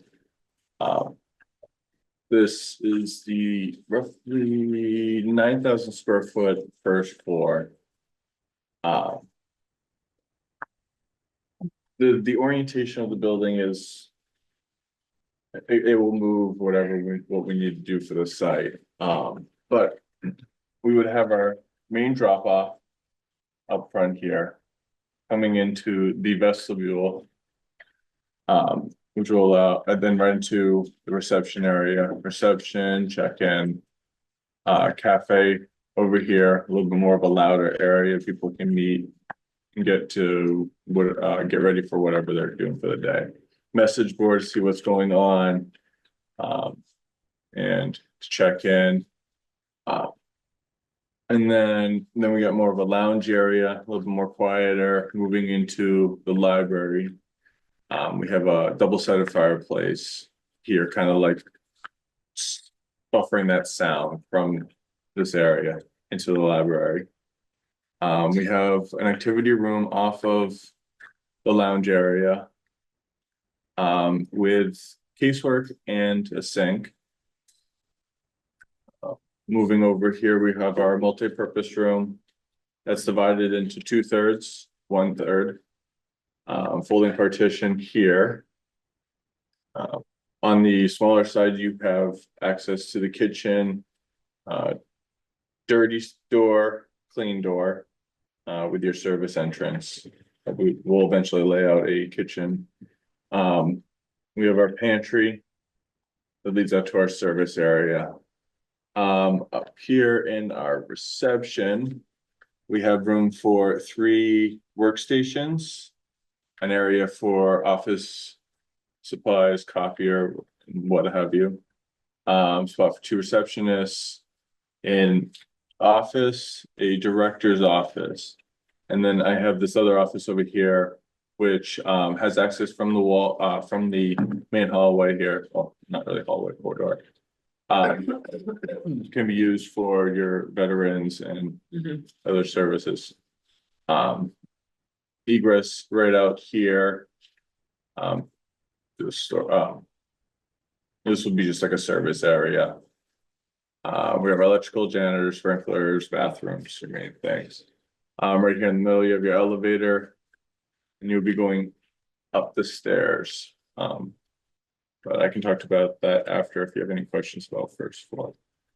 Don't forget Outside. don't forget the medical storage. Yes, I was gonna say, we have the medical storage with a kind of garage door, like roll-up door, main door entrance. Also, we do have like this bricked area patio. These are those permeable pavers over off to the front. Possible to put a wash station in the medical storage if that's gonna be. Yes, for, yes. like, where we bring all the equipment in. We can I'll do, see what we can end up putting like a little hose bib right here. And then eventually there could be like, if you want a little station inside, we can. You can You can actually have a do go hose outside too. You here, can wash do outside. power wash out there. Yeah, Sorry. So the. Wait a minute. I'm sorry. Oh. Wait a minute. So in terms of, one of the things that, in terms of access to the outside from the rear of the building, that is. Yep. How do we link the potential for walking trails on Bishop Road So or, current- or access to the? so right now I do have a walking path going around the whole building. We have exits from the multi-purpose room. There will be one out of the library lounge. And the cafe also has an exit coming out to like a little patio area up front. So if somebody wanted to leave. Let's say it's Groton Harvard Road, if you wanted to go out the back of the building and up towards the tennis courts, for instance. Well, so the orientation of this, the way this is laid out now, might change. I might have to flip around, turn some stuff around to make the site, laying on the site. This is strictly the building itself, how it integrates with the site. This is not a fait accompli. This is very draft. So what we want to do is get the rough beginnings of all this. And then as it sits on the two different sites, it could very easily have a reconfiguration. It may mirror image the other way.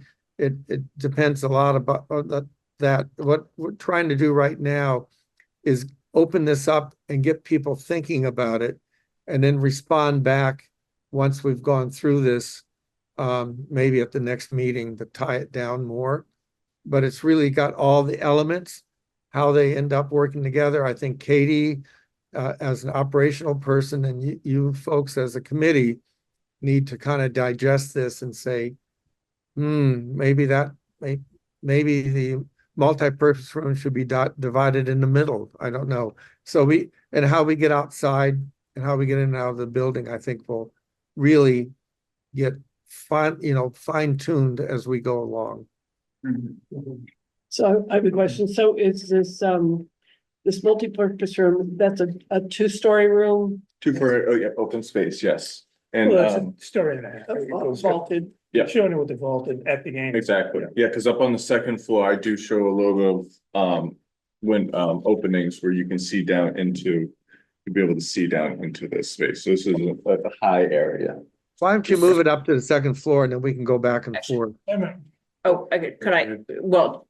Go ahead. Do you want to finish the tour of the second floor, or can I ask a question about You the can first ask floor a first? question, okay. Is there any way to either move, this is a specific one, either move the door to the activity room closer to the ADA restroom or to flip that see-through fireplace to come off the corner of the storage room? Because what I don't love You're saying right this door? now, what I don't love right now is that reception furniture isn't in front of the Yeah, fireplace on yeah. both sides. Oh, yeah. Yeah.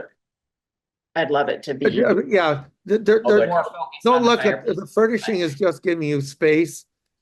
There's gonna Yeah. be a lot more furnishing going on. There are two Oh, doors. Showing out the door, I would, that stuff I would end Yeah, up. I working just out, meant yeah. like, cause you, on this side of the fireplace, you couldn't put furniture right here on this No, side if the door If was right this there, door so is here, could the so door this move door, over here? Yes. Okay, Yeah. all right. Absolutely, absolutely. And I could even possibly look at the size of this room, It's better if the door swings. because it against might the be able wall. to swing in if we have a less Okay, occupancy, but I would have to look into that. This is an off the wall question, but do these little corners and outcroppings, is it cheaper to make the wall straight? Or how much additional cost does it make to add that little 2 foot corner that sticks out there and here and here? Would it be easier or more cost So you're saying effective? like these outside ones? Right, Yeah, like for this little instance, 2 foot or 4 foot, whatever that's Yeah. gonna be in that, would it be cheaper to be to just straight push walls. one wall over and make it a straight as opposed to having that 90? What's the cost benefit Yeah, or? we don't- You're right. We can't be specific. Why don't we move to the second floor? We can get into that. I'm not pushing that out of the way. There's a lot of refinement that needs to happen. But if we can As get- as the sizes kind of like mold a little bit together, I will be minimizing stuff like that. And so Yeah. right now, there's only 7 bathrooms on the first floor Yes, and only 3 on the second. Correct. And that's average for a building this size? Yes. So, yes, yeah. Yes. We're at about 13,000, 14,000 square feet. North Andover is roughly around the same size and they have the same bathroom Okay. count. Just to understand, for the ladies, we have twice as many uh, places to fixtures versus the men. The men can be mitigated by the urinals. The urinals will help us reduce the number of stalls. I think the men's have 2 stalls, the ladies have 4. And then upstairs, there are individual bathrooms. Individuals. Yeah. All right, so we're coming up the main stairs here to arrive up into the game area. This space is large enough to hold 2 full billiard tables with If you so choose. So choose, yes. The space does allow for it. I currently have like a little island area, sink, kind of a high counter. And then over here, we have our fitness room. I kind of just laid out a quick little idea of equipment that would be in this room. Visible access down to multi-purpose room. You can also see what's going on through the main stair. I'm missing this, but there will be a bench right here on the stair landing. And you have see through here. If anybody needs a rest or whatever, and can continue up. We got 2 activity rooms divided in half, both with storage, casework and sink. Visual to the multi-purpose room. And then down off this way, we have our wellness. That's over in the corner here. Sink, casework, and then janitors, and then our individual bathrooms. Over here, we have an ADA bathroom with a shower.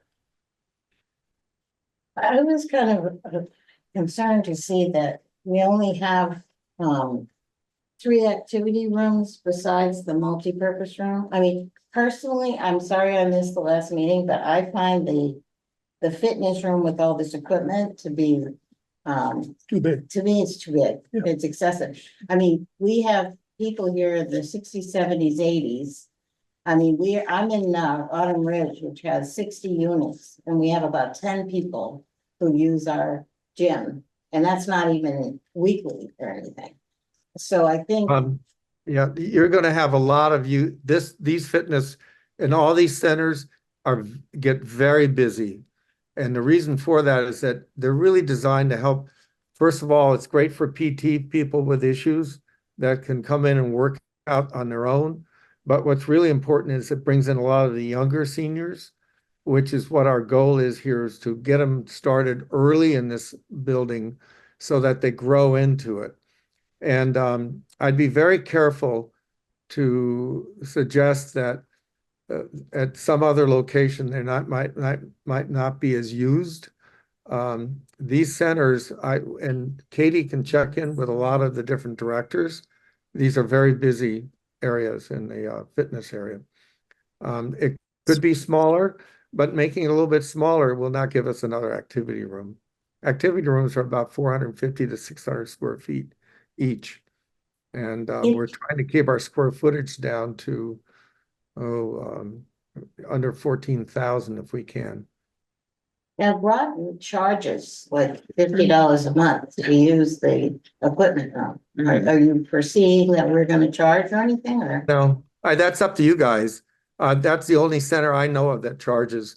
I know that in Holyoke, the YMCA runs it, but they don't charge for that, but they're allowed to use, some outside people can use it too. I'm sorry, in Long Meadow, and in North Andover and Wilbraham, they do not charge. I think we can do whatever It's we an want. operational thing. Yeah. That's not operational, yeah. I've got a lot of questions, but I'll hold until the end, but I do have a comment about the fitness room and what actually happened in Groton. You and I, we did a tour, Dennis and I, recently in Groton. Interestingly enough, the room that they have the fitness equipment in is marked as an activity room, and the fitness equipment room became a very small room.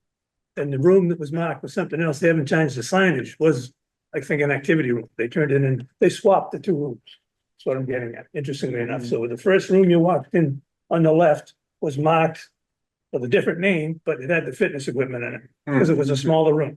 The room in the corner of the building was a bigger room. They took that equipment out, it was marked fitness room, and turned it into an exercise room or something like Yeah, and that. I think. But this, I was looking at this and thinking. And 4 years later, it'll change the other way. I'm sorry, folks, I have to leave right now. Dan's going to continue to work and absorb this.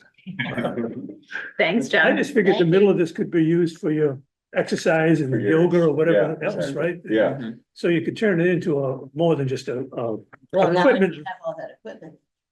Well, we don't. Yeah, you could consolidate the equipment and use part of it somewhere else, I guess. is what Well, I was mean, good. when I look at this is 899 square feet, right? That's a pretty big That's a big space. space. Very That's- space. Almost as big as this space right here. That's So, a lot of room. for That's big.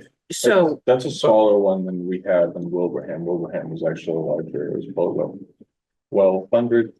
But we But don't, she didn't have a lot of people who use that room. well, it just, they just opened. But, you know, I think I think it's a choice we can certainly make operationally unless we don't want the room at all, right? But, that can be an independent use space, like what you would typically think of as a gym. It can also be programmed like a circuit training, class similar to, you know, Monday morning Jeff's class with the just the handheld equipment, but you could go through cardio and strength related activities if you did it in that room where the things that are currently happening in the Monday morning class, you go to that class, do you go to that class? Do you go No, to the I Monday? choose- Tuesday, okay. So you could put those stations throughout. I think there's a lot of different ways to do it. I don't know if $8.99 does feel big, but I hear John's point that if you make it smaller, you're not gonna get another room out of it. And then you are actually limiting the purpose of that room. So- But I mean, I think public You're not input on gonna- this will be important The too. other thing that's important to remember is that if we build the first floor, at whatever it is, 9,000 or something like that, Mhm. this is gonna land right there. But you're not gonna shrink this up to save a couple of dollars. no, you're not. You're gonna build the whole freaking second floor anyway, so the size up here might not. But later on, you could petition this off if you had to. There's a window there, but petition this off, somehow make a room over here if you had to and reduce this. We have to decide is we just want the space and figure out how to use the space later on. The use of the fitness room may change over time. That is, when it's first constructed, we could not have all the equipment in it. Use it for yoga or stretching or, you know, light, Mhm. whatever. And then as people show their interest or, you know, and we need another treadmill because the line is backed up or whatever, then we can kind of give Yeah. thought to how you would implement that. That is, the fact that the equipment is taking up such a large amount of room in that room might not reflect how it's gonna be used. Right, I would say that you'd wanna go ahead and purchase as part of the construction project, the equipment that you want in there Oh, is that? versus. Trying to go back to Tom, maybe Because later. otherwise, that's gonna become a capital request later on. Yeah. and It's a it's whole expensive, different most of funding that mechanism. That equipment's probably, what would you say, $10,000 to $15,000 a piece? Right. So you really would want that to be rolled into Furnishings. the furnishings of this. Yeah, Yeah, and the like biggest- you might squish it all down in one part. I mean, you might not use it all initially, but I think you would want to fund it. Have it storage somewhere, then as you need it. Pull it out. Yeah. I honestly, I think the room's gonna get used. What would you, but I'm curious your line of thought, Ellen. So what would, if this room was excessively large, which is what you originally thought, what were you thinking instead in that space? Well, my concern is, it looks like you've got 4 places where you can do activities. Mhm. Other than the card room, which appears to be very open. Yeah. It's not yes, closed. That's yeah, the it's not idea, closed yet. Which, I had heard that sometimes, particularly if there was billiards or something, cards, then the cards people were aggravated because it was very distracting and it was too loud. Right. So I just feel like there's not a lot of room, to grow in here. I mean, if you have, suppose you have crafts or something Mhm. going, and then I think there's gonna be a big demand for exercise in terms of whether that's standing, sitting, Mhm. doing something with Right. an individual or with Mhm. videos or something, Right. as opposed to machines. Right. Right. And then down here, you could have, I understand you could have a movie, but you've also, and then I guess there's something over there. I don't know, it just seems small to me in terms of our space options. The And whole then- thing seems small to you? No, it's just, I don't know. I saw that, there was something when I saw that, fitness area, which Yeah. is, that I was just like, oh my God. Do we really need that? But I understand the rationale, Mhm. but the thing is, that's a lot of money and equipment Mhm. that might not get used. Yeah. I mean, I'd rather see us, unless we can get donations. Do less.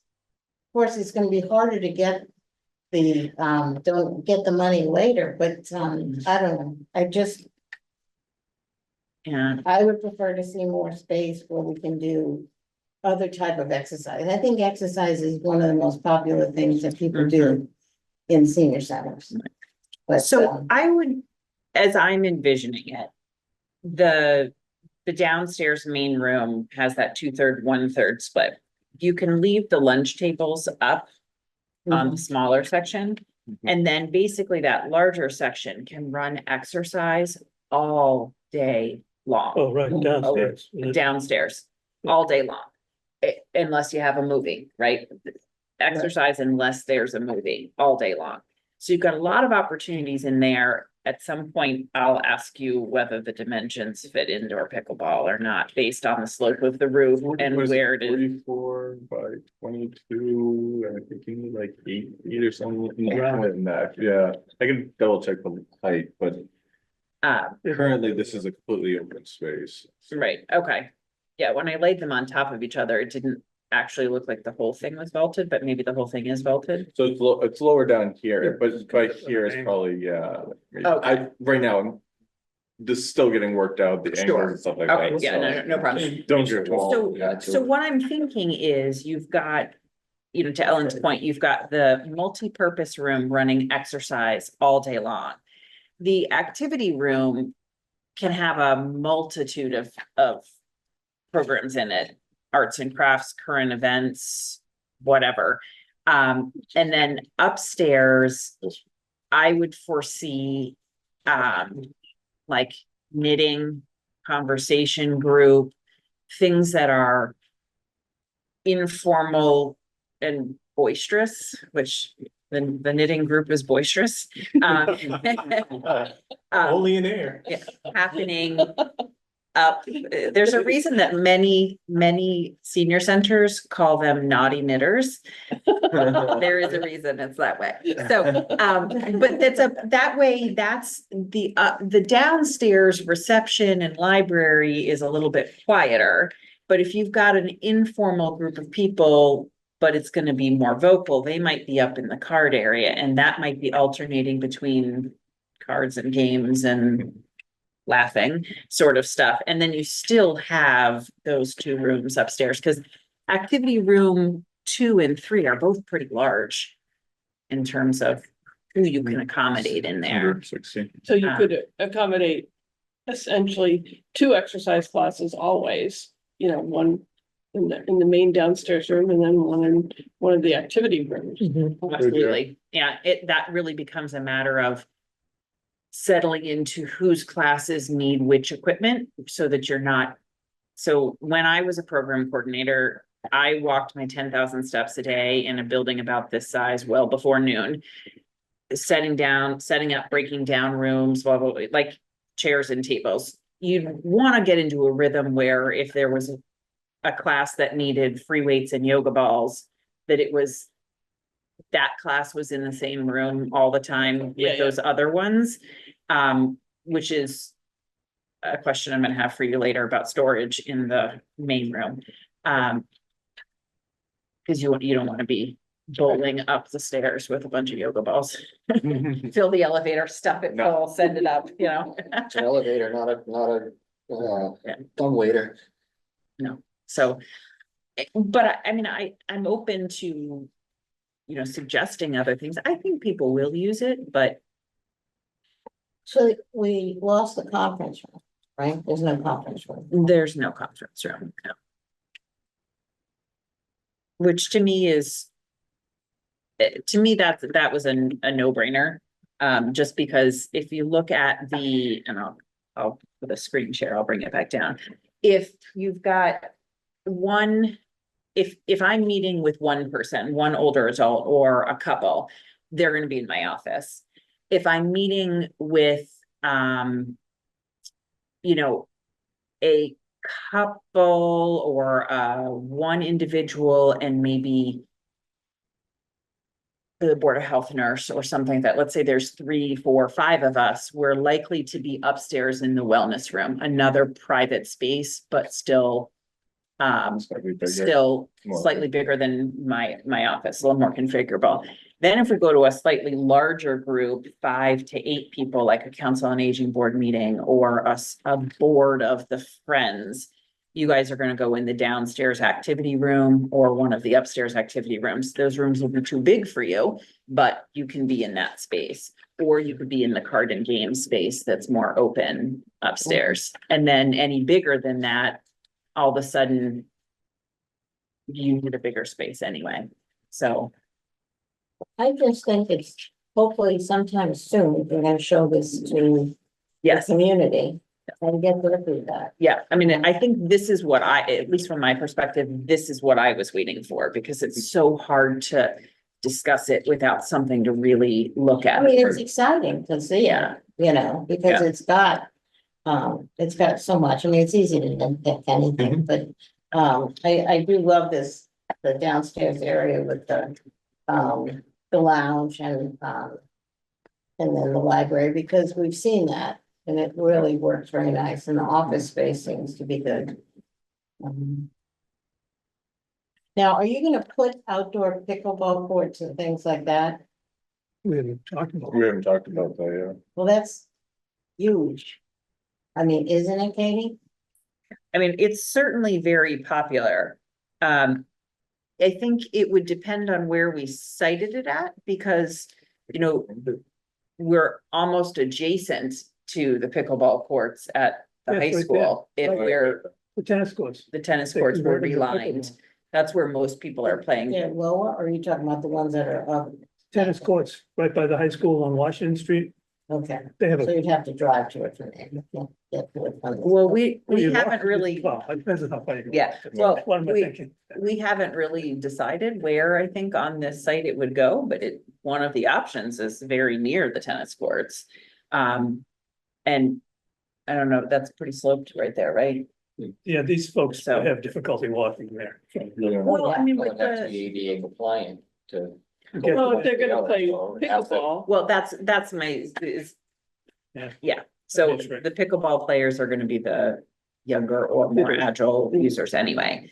But then that's a very good question. Going over to Bishop Road, would you want to put those things in, and then how do we site and budget for I them. think so. I mean, I think having good outdoor space is, you know, I don't think any of us disagree. We need to consider the outdoor space. yeah. What I'd like to see I'm very happy with this, but I have a lot of tidbit things.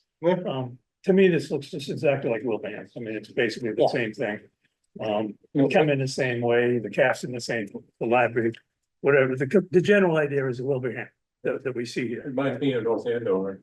Excuse me? They're very, Reminds me of North Andover. Okay, so I mean, it's Very what we would expect from this team, which is a good team, kind of. So I'm happy with the whole general approach here. And I understand the orientation of the building can swap and whatever happens. So And we can move some rooms around, just same thing too. I think it's hard to figure out exactly how many square feet we need in a particular room. I mean, if we cover most of the activities and have most of the rooms, then as John mentioned, and we all understand, things can change in the future. But that room has to be the room that's used a lot, Oh, yeah. that big room, because it's got the biggest space. Can connect to the patio. I like the idea that you kind of threw the patio out there somewhere. And I like the idea that we have these exterior places and his room being there and so forth, so you have room for shovels or I don't know if you could throw a snowball. You can, yeah. Is it fire rated for that or for fuels and stuff? Okay, so all of that's good. I've got a couple of really technical issues, which might be beyond where we're at here, but Yeah, probably, maybe. um, We'll see, I have can a try. real issue with the stairs. Yeah. I don't know how that's gonna work with cutting into the sprinkler room and in the electric room. I just don't see how that works. Over it. It goes over it. I don't think so. If you remember Wilbraham, Yeah. in Wilbraham, actually, we did the electrical room completely underneath the stair. Okay, so you've got enough elevation yeah. there to go. Yeah. Halfway up the building. This set of stairs is set for the smaller riser, it's more gradual. Over here is set to a standard 7 inches, so you're going up, you're going up faster. Well, if you put it over the sprinkler room, even if it's above the, you can't have that concrete slab above the sprinkler. So that one, So that this would be that's part the of that, landing. this would be this would be all metal pan. I know that. And then if you But went up if to the you ask second. sprinkler man to come into that room, Yeah, and he hold can on. only use a third of the room for his piping. the So whole layout. these sprinkler lines, most of them will end up taking up just one section of that wall. It would really be just like a straight shot, eight footer. And then I did put up on the second floor, because I knew we're gonna be able, this probably is See that? much larger than it should be. But we'll be able to bring up anything from the sprinkler line for all that, and also up in the attic, we'll have like the makeup air unit that you'll end up needing for. Okay, so you're good on the So stairs, that's- that's basically what you're good. You can make this, I don't quite understand why you make an exceptional by labeling the small restrooms ADA when the whole building's ADA. Why? Oh. Yes, the whole building is, you're correct, the whole building is ADA. These are more like unisex bathrooms than ADA, so I can relabel that just to say unisex. Okay, But yes. everybody okay with that? We call it unisex? All right, so we've got the same thing going on here. These stairs are high enough so the stuff Yep. fits under it.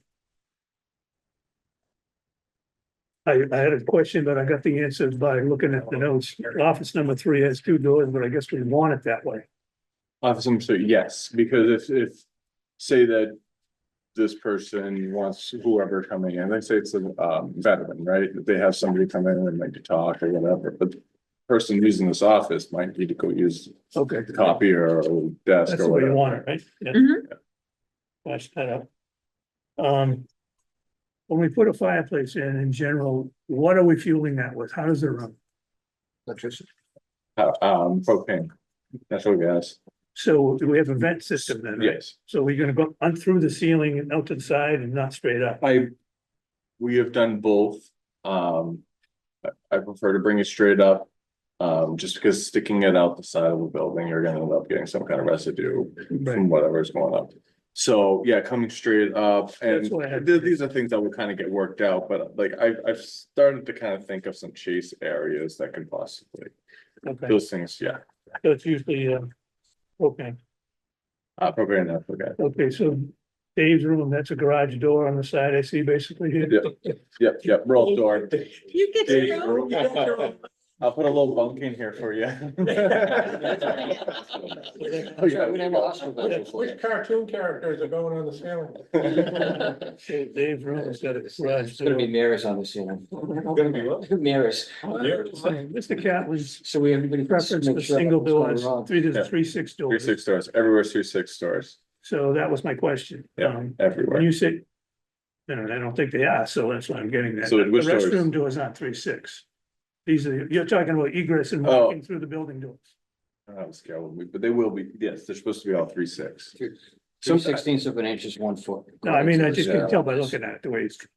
Yeah, because these ones, I know I had to measure these ones, these are 3 9 and 3/4 inch. Wow. Weird, so these ones might actually be a little bit bigger. Because I have to manually put these ones in because they're multi. So you really think, I mean, to me, this is a waste of money, because I can walk right like that. I just don't think that's worth it. Personal view. I don't mean to walk from here to there versus Yeah. going like that. It's Okay, tiny for a couple $1,000, probably or more. I don't know what everyone else thinks about that, but we'll get to that later. but those things have usually can change. So typically these doors, you're talking about these also Yes, being yes, 3 6 yes. doors. Okay. It's not shown, but I'm assuming that you're gonna, the janitor's rooms will have mop sinks like Yeah. with typical janitor's rooms, right?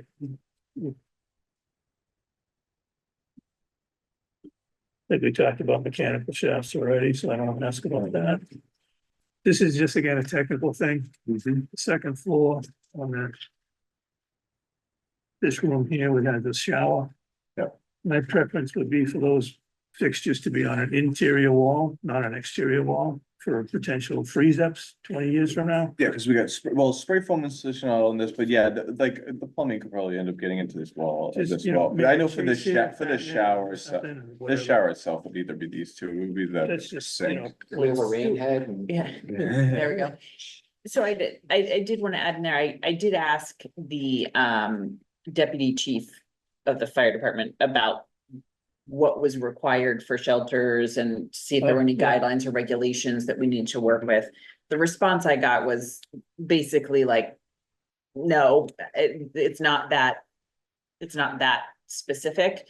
But that he would look into it and see, and that, you know, at least his initial opinion was that he didn't feel optimistic about there being additional funding to bring to the table from the Oh, project, okay. but he is gonna look further into it. You know, so that may or may not yield anything for us. Dan and I had a whole email conversation today about that bathroom. Oh, I- really? I sort of feel like where I'm sitting right now is I think I'd either like to have 2 showers with the idea that police and fire want to use it as a secondary shelter. Or I'm not even sure we need that, like, I'm talking about like just small places to keep the costs in check. I'm not sure we need it. Need the shower. you Need mean? the shower, yeah. I don't know how much it's gonna That's- stay here for There's no cost money wise, there. No. yeah. There's no money here. Okay. I think it's probably a good idea to have at least one. I think so, yeah. I didn't particularly care for this, the location of this restroom, either kind of out Okay. in the middle of the room. I don't know if there's another, didn't we see it So. like over Yeah, here over there. someplace? I had it over there, They but have my this- issue with I that. hate the was it idea got that this tight door here. is opening where Yeah. people are walking by all the time. Okay. You know, so that's I just can me look- again, that's, you know, I something, can I also look. don't know what you guys think Do we about need that one at all? Why do we need it? Good question. What's that? So It's if the somebody's unisex coming in, Separate restroom. you know, say a If couples someone needs together. assistance. Yeah, exactly, if somebody they needs have assistance, a- they're not gonna wanna go Oh, I see. to a group toilet Oh, I see. with everybody else, yeah, they're gonna want their Assistance. privacy, be able to do. what Yeah, they or they're need in to. a wheelchair and they have, you know. Exactly. Maybe there's no other place to put it, it just, I can look into you some guys spots. ever thought about that? Well, I wonder if it might be easier to find another spot for that exterior storage here. I would prefer to And keep then- that near the front, Yeah, because of the shovels and stuff. because whatever Right. you're gonna be doing, yeah. Yeah, So, But well, I can look at some possibilities for those 2 rooms, maybe move them around a bit. May not be another way, it may not work anywhere else, Yeah, just, it's almost like you're in the public spot when you're going in, it's not. I guess, yeah. In a way. Yeah. Do me a favor and just label the elevator on the second floor one. You're right, yeah. That's nothing, but something. When I looked at it, I said, how's this room? And then I said, no, it's the elevator. Yeah, the other thing I have, again, it's just a mechanical issue. You're showing on the second floor a shaft coming down here. So that will go Above into the the roof, it will go into the roof and then out, wherever, I'm into the ceiling, sorry, into this first floor ceiling, and then spread out where it needed to go. So it'll be above the ceiling of Yes, this above the elevator. This will be a drywall ceiling in Yeah. here, obviously. Mhm. So it'll be above this height. This is the rated room, so there's a mechanical elevator, there's two elevators? no, One- this is, one this is the mechanical room for the elevator. The elevators Oh, have to have an elevator yeah. machine room, which is showing now. Just a quick question. We typically are looking at a hydraulic elevator for these buildings. Is that what you guys do? Okay. There was a server room, or something. Is that on the third? I did, that would be on the third, I did not do an attic plan, but that would be up on the third floor, right off of the stairs. Yeah, I remember that. Okay, if we go back to the. second floor. So. I kind of have a problem with the sink out here. Okay, I don't, do you guys have any thoughts? Do we need a sink in the middle of the game room? that's fine. I'm asking these guys, I'm not saying I that. can't remember why they used it as Well, a. sink- there was not a sink necessarily in the one in, As a who we can. guy that washes his hands all the time, I would want a sink so that, or if you're drinking, you're done with your glass of water, what are you gonna Okay. do with it? Someplace you can dump the water out before you throw it in the trash can, so that the janitor doesn't have to take the bag of water across the floor and mop it up after. But why is the sink in the middle of the room as opposed to over on the other wall where the other two sinks over in the other here. rooms are? They had it like that in some of the ones where they Yeah, had, just put, what was it? Billiards or something on one side, Yeah. and then yeah, it was to You do have separate to it clean your from hands the after you cards, play pool, because because they you get found the that chalk all over your hands. the cards people did not for your beer. want to be in the same room. Yeah. Without it being separated from the billiards and stuff. I just figured it was so close to these guys over here that, Yeah, but then you'd have to go in the room to actually. yeah, so anyway, Yeah. we'll leave it there, I guess. Leave that Or to move Dave, that that's forward. Dave's thing. Oh, Dave's sink, Dave's room. Operationally, is there any particular reason why you want a sink in that room or?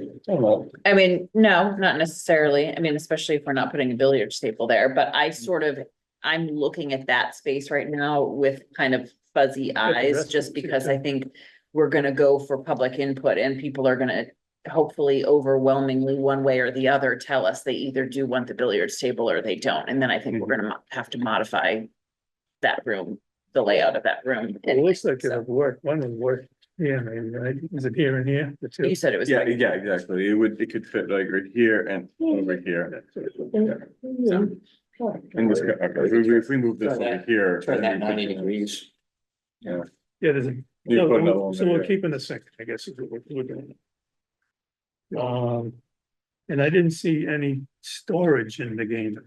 Yeah, so storage would be, Like that would be end up Okay. spending And there's some in here. as some of well. there, yes. Okay. so that will- And we can create, I can create So, some more. There was There's a in- food closet over here. yeah, in Wilbraham, They there had a were bench, bench yeah, there. and that's which what is we can end nice. up doing Yeah, is yeah. doing some.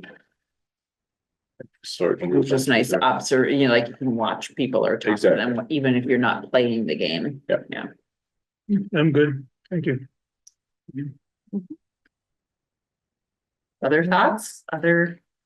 I love the sinks and all the activities room Mhm. and the storage. I was very impressed by that. Now, with the fitness room, do they do Yeah. anything for hand-eye coordination?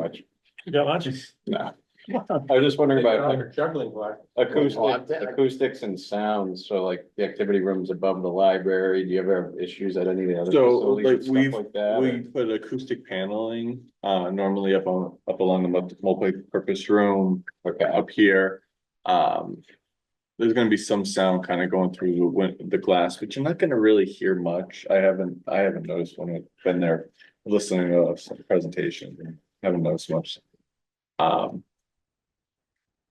We have bat insulation all the way up to the decks, and every interior wall is sound insulating. So you don't have any transfer up and over the walls. Have we resolved or discussed further I know that there were some preliminary discussions about how much glass and are the glass walls effective or needed or, I'm looking at it. we want them, I mean, there was the split between wanting good sight lines and everybody being able to feel like it's an open space and airy and people can see what's going on versus it's too distracting. I mean, a fishbowl. Yeah. Fishbowl that don't have any. I don't think you're gonna get. I too noticed much- there's no glass in the restaurant. I thought that was- Yeah, this is good. Well, when you look at, There are just little peepholes. They're not glass, it's just peepholes.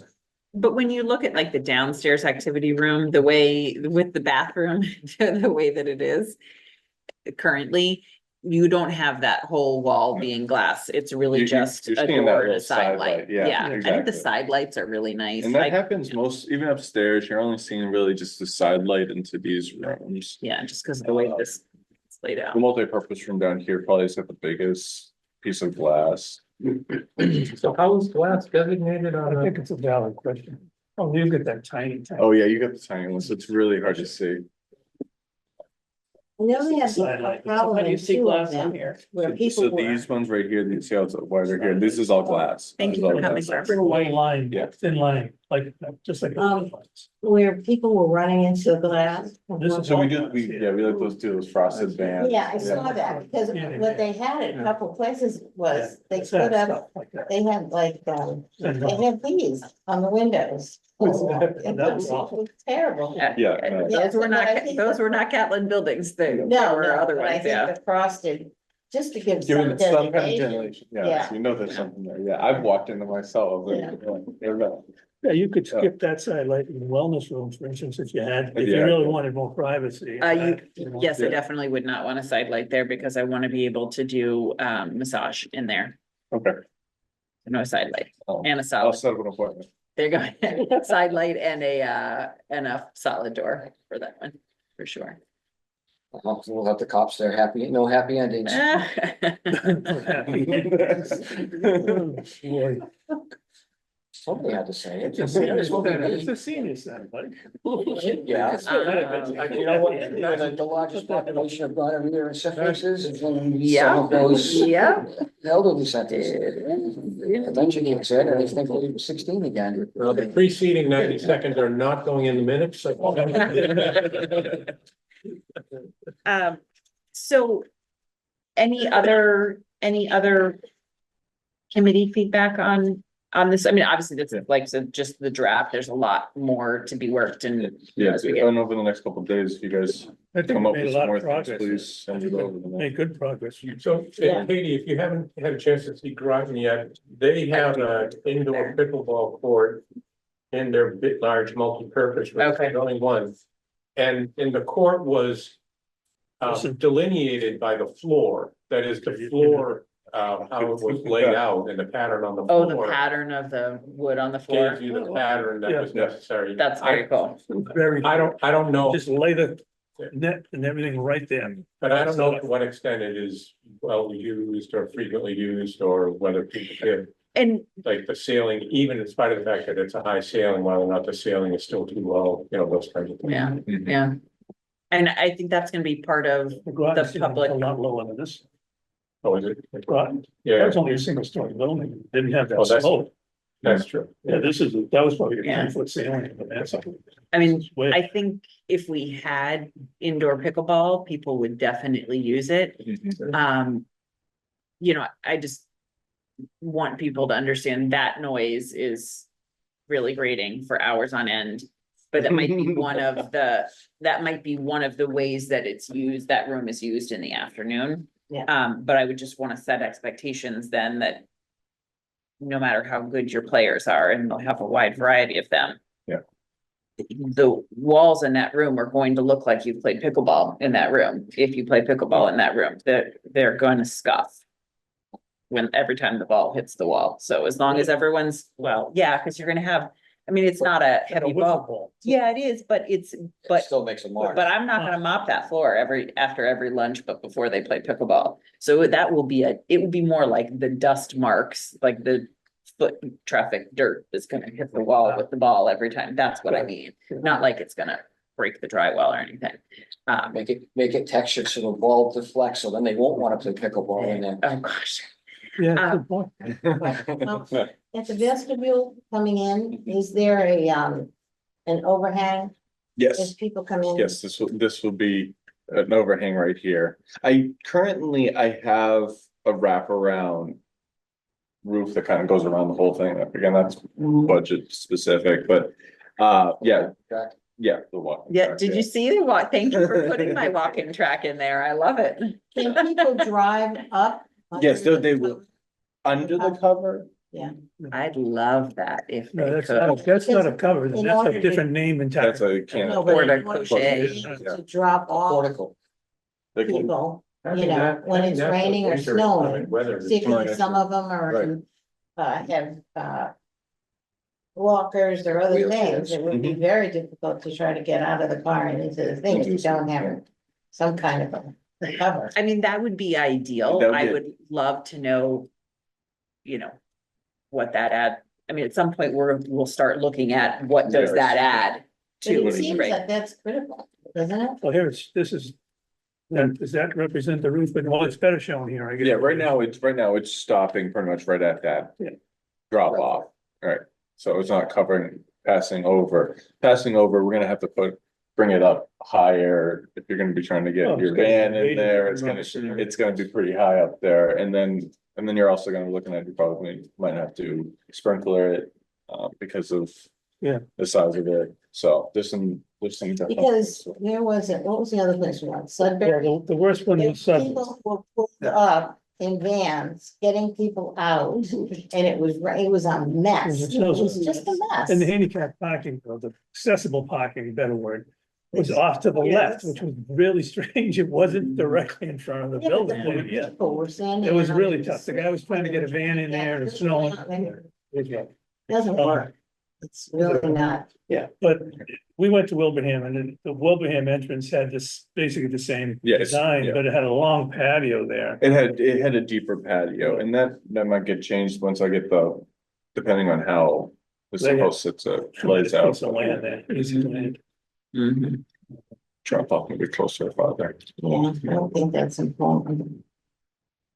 Yeah, it is important, no question about it. I get that. So before we move to public input, can public input be the last thing that we talk about? In terms of when and under what format do we want to start taking this out for? I mean, I think there's a lot of ways to approach it. One is some smaller feedback groups of current hopeful users up to the Well, town at large in a big. I mean, I think. I mean, for me, I think. The first outreach should be to the senior community. I agree. And again, similar to what you did in your first public forum last time, and again. For the record. Not to exclude anyone, not to have secrets withheld from anyone, but merely we are attempting to create a senior center. For the seniors who have advocated for that over the last 40 years, and I think we owe it to them to. Get their initial feedback on what they would like to see in the building are these two sites, the sites that, just to let them know where we are in that process. And get their initial feedback to it. And then take that feedback and under consideration, but also then reach out to the broader community. That is, I think going to the broad community before going to the senior community, I think sends a message. Can you get into the July newsletter, a meeting? I don't know if it would Yes. be an evening meeting or a meeting after lunch or something I like could that. do one after lunch in the July newsletter. Lucky for me, I'm behind. I'm getting the July newsletter out this month. Then the other place, the other two places I would suggest would be to do a Pleasant Street specific. They have Wednesday morning coffees, but would be to offer to go there. Oh. And then Autumn Ridge has a set social gathering, right? When is that? That's the first Monday, second Monday? I think it's the second Monday of the month. Okay, so would I talk to you about getting Yeah, I think it I- going to, because that's basically 2 weeks from now, so. Yeah, Would it be sometimes for possible? a holiday, they push it back, but I will talk to, Joanne Martin is the one who does it, so I will ask her. Okay. And then we could advertise it, but you're coming. So is Neshoba Park another place where we should? By the time you get Well, there, what's the name of the can you place? use, Is that I guess up you at use the- the senior center. Top of the hill, Yeah, Neshoba Park, the Yeah. assisted living up there. is that Neshoba Park? Yes, Okay. Neshoba Yeah, Park. so, I think we certainly could, but we don't have a lot of users who.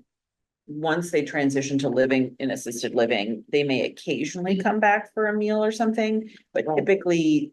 There are just changes in their health status, very much van riders who use Yeah. those services a lot, but as far as. Coming to the building, I mean, I'm not opposed to it, but I'm not sure I would prioritize it as one of my first outreach. Maybe a quick question on the, you feel comfortable showing people just the floor plans, no elevations and an idea of what the building's gonna look like? I do, Yeah, but I am open to Well, I- everyone's feedback. I think you could, either steal it from the websites, but show them North Andover, show them Wilbraham. Yeah. You know, kind of pictures or whatever stills you might be able to, about this is, because I mean, I have a clear memory of what North Andover looked like. Mhm. And it's helping me as I look at this, so. I think that might be helpful for them. Yeah, Or I direct agree. to it. And we're at the point, I mean, I think that kind of feedback we want is for programs, what the citizens, seniors want for. Yeah, that's what I was gonna get at. So we should have probably some specific questions of what we wanna know and not be very open-ended, otherwise it'll. Can I ask a So question? many- that- yeah. that Yeah. you Give them attending a some kind of a meeting? sheet to fill out. Can I ask Yeah. a question if I go to the meeting? Where's the indoor driving range? I wanna- Golf ball. Where's my mat and the net to drive the big balls in all winter? It's a golf simulator. You just. Where's my golf simulator? Yeah. It's in the fitness room. I got the swimming pool, that's ridiculous, but I wanna hit golf balls all winter.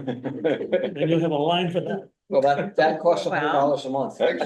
How much I'll is be the, we'll get a simulator, we'll pop it up in the Yeah. main room.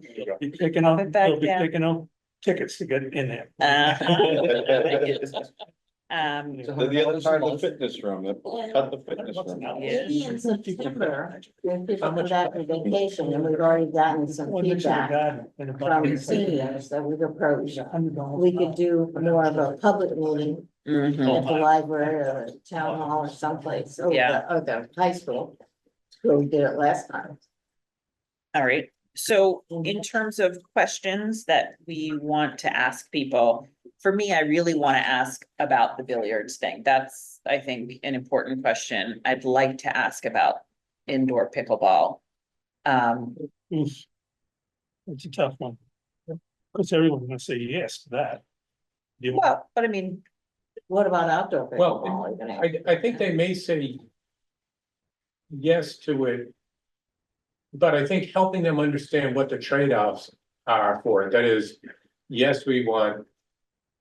Billiards, for instance, we want 2 billiard tables, but what is that gonna do for the remainder of the space and it's, well, and that's why I think you need to have something visual to look at where you can say. They could go here, and then you'll be limited to 4 card tables. Or you can have 8 card tables and no, like, and you're gonna get a whole spectrum of answers. Right. So it's like I tell my children, when they were younger, when you make your list for Santa, it's not an order form, it's a suggestion. So you have a PhD. Right, so it's not an order form. So you're taking input, you're gonna weigh it, you're gonna get a lot of varying input, and then, we're gonna have to make. Well, on the Decisions. billiards question, I think part of that answer is, will there be access to the billiards cafe? If we, seniors want to, want to have billiards competitions or something. Will we be able to access that, during the day or, whenever we might want to do that? I mean, because one of my arguments against the billiards is that we do have the billiards cafe. Mhm. But the question is, do we really have the billiards cafe? Right. Is that accessible? Yes, What is it's accessible. From the back. Yeah, they got an elevator in the back, but it's not easy. Well, no, you can get in, you gotta go, Calvin put Oh, yeah. an ADA ramp, it's a little difficult to It's- get in, but yes, you can It's get in the in there. back There's- though.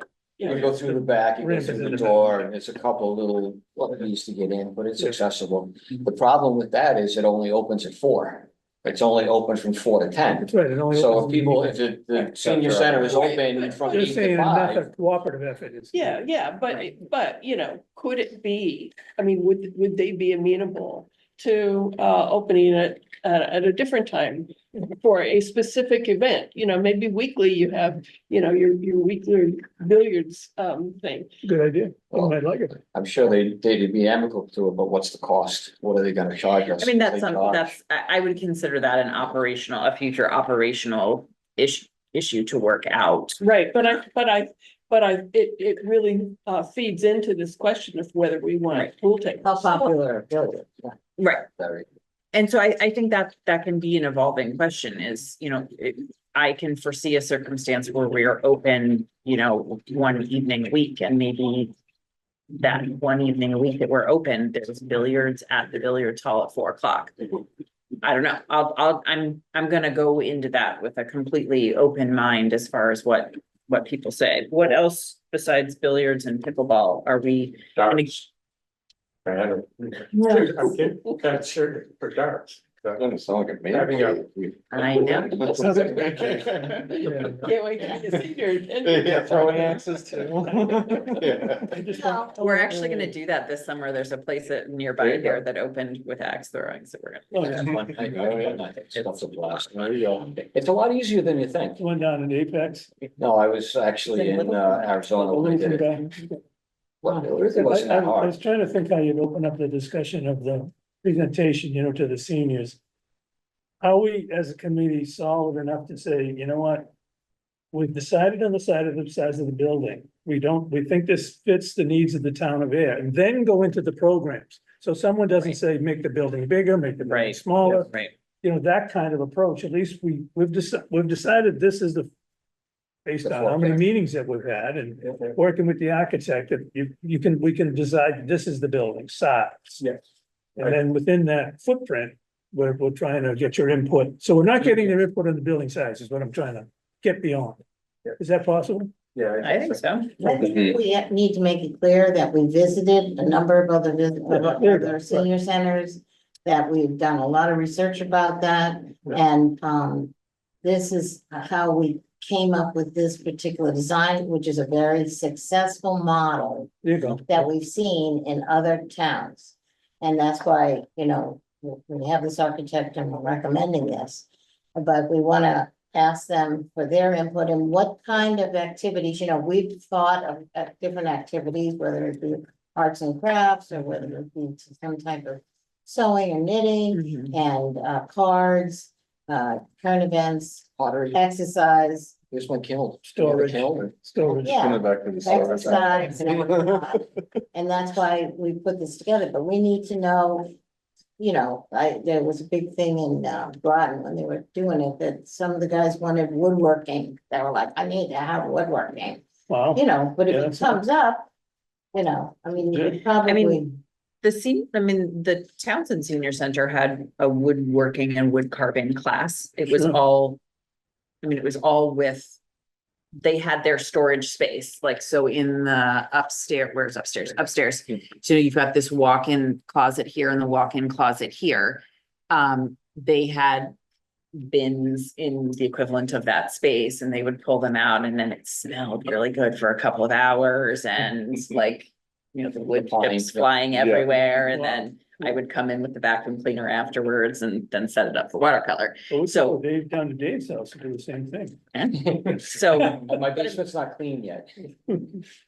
so I think there's a lot of opportunities. Working is a Yeah. big deal. Things, yeah. It's a big deal. And I think for building size, I mean, the 14,000 square feet, give or take, is, Yeah, and I think we can let them know that based on our population, probable population growth and number of seniors, that a building this size would be adequate to meet our needs for many, many years. I just want you guys, to Hopefully be- afford when you do with the, when you meet up with the public, to be prepared, you know, for that kind of question. How did you come up with the size? Right. Stuff like that, you know, those, Swag. yeah, just, because that's what, I think that'll be one of the first things, because everyone knows you pay by the square foot. Right, You know, the size is gonna, the budget will, right. But I do think we ought to question, you know, get some kind of a response sheet back about, you know, what are your comments about this? What kind of activities would you really like to participate in or see offered at the senior center? And we could have some of them that they would check off. You know, but then the others, you know, that they want to write down woodworking. didn't we do that before? Didn't we do a survey? Can you There, apply? there Very, was, very big. in 2018 or 2019, when Yeah. that But feasibility you study drafted started. something too. And I did, yeah, I Yeah. did draft something, but that was when it was a community center, so I'd need to Oh, take a that's look right, at that's it right, that's and right, yeah. pare it down. Yeah. But that, yeah, that's not hard, just kind of go through and check anything that you would be interested in. You know, some people like surveys, some people don't, but I think if we were to capture what people are verbally saying with what they turn in on the paper, I think we could get. Yeah, that would give us an idea. And I think having a refined response to the, I thought it was gonna be a community center, or could we have a community center, or what happened to the idea of a community center and all that. That is- Someone else will have to craft the response for that. I don't But have think a that college we response. for have to, that and again, I struggle, that we will have to have a refined response to that. Not what we were That entitled to that do. will, No, we want It's to. not- It's, yeah, that's, I mean, What we were that's, appointed in all to do. seriousness, No, I that's- understand. select board charged us with right, just the but standalone but we senior want center. we want a refined response to the community members who make, so that we're. That, you know, I think we need to be Yeah. able to communicate that effectively and constructively to them. Okay. Right, so I think the order is to try to get input from the seniors Mhm. and then broaden it up to the larger community. Now, reaching seniors.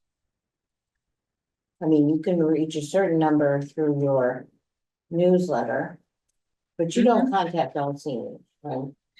So I have, no, I have names and addresses for everyone over 60 in town. I don't do any bulk mailings. We certainly could.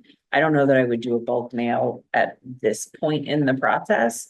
But we do take the newsletter each month and pick like a street and physically mail it to that street each month just to get a little bit more exposure.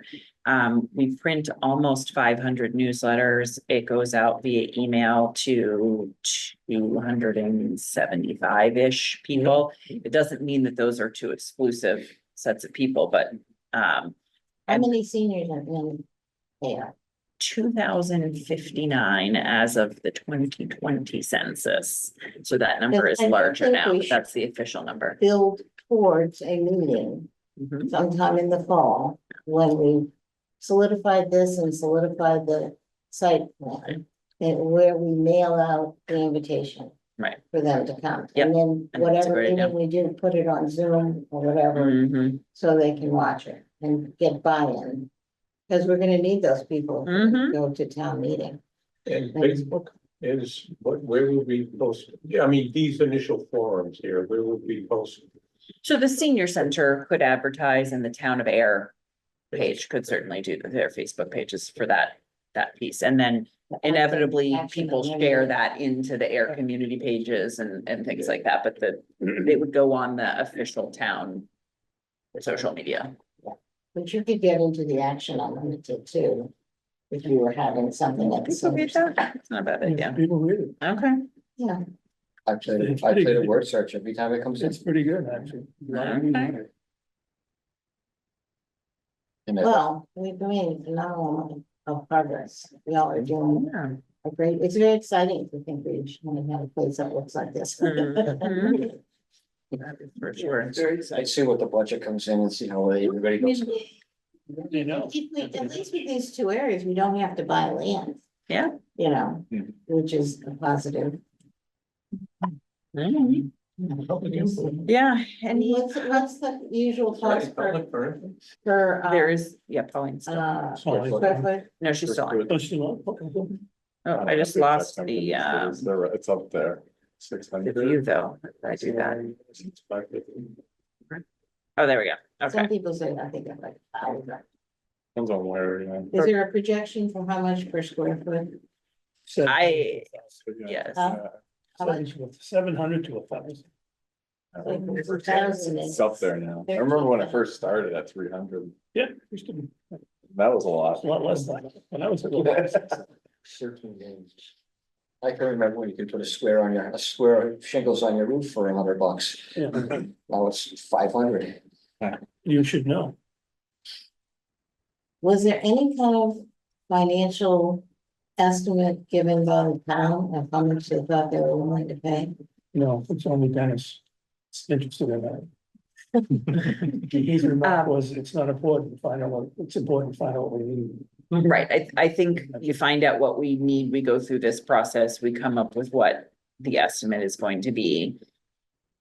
And then we go from there. We We look take- at grants or whatever. Yeah, so, and, you know, like I said, we have, for this stage that we're in right now, we had about 11 or 12 maybe of UDAG funds left over from the first feasibility study.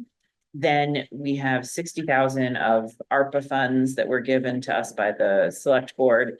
And then Alan and I wrote the housing choice grant for 300,000.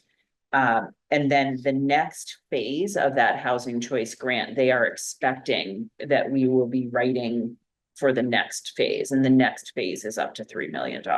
So, Good. and What's the deadline on that? I would have to look and see. I want Yeah. to say those are June deadlines. So, June? yeah, June of next year. yeah, but so it would be June of next year. Yeah. So, Good. but either way, my understanding is the way that warrant would be written when we went to town meeting would be that you would be asking for the request to borrow up to the full dollar value Right, anyway, because that's what you would need to ask. That would be the highest dollar amount, the full cost of it. And then they will actually borrow less. Am I conceptualizing that? But But if we got, Bunch of different ways. there's a bunch of different ways to accomplish it, but what I'm saying is you would still request the full full amount. and then you would hope to have other sources to Yeah, come in. right. So, Okay. I'm sure All right, the town manager could explain that. so we're having another meeting? Yep, so actually, But I think before we go to this is- rescheduling, I just want to see, is there I any, think we need these versions when you go to do the meeting. yes, Because. Yeah. We don't see someone. oh, absolutely, yeah, and I can do that as well. Is there any public input before we schedule our next meeting? I don't think there's any public left.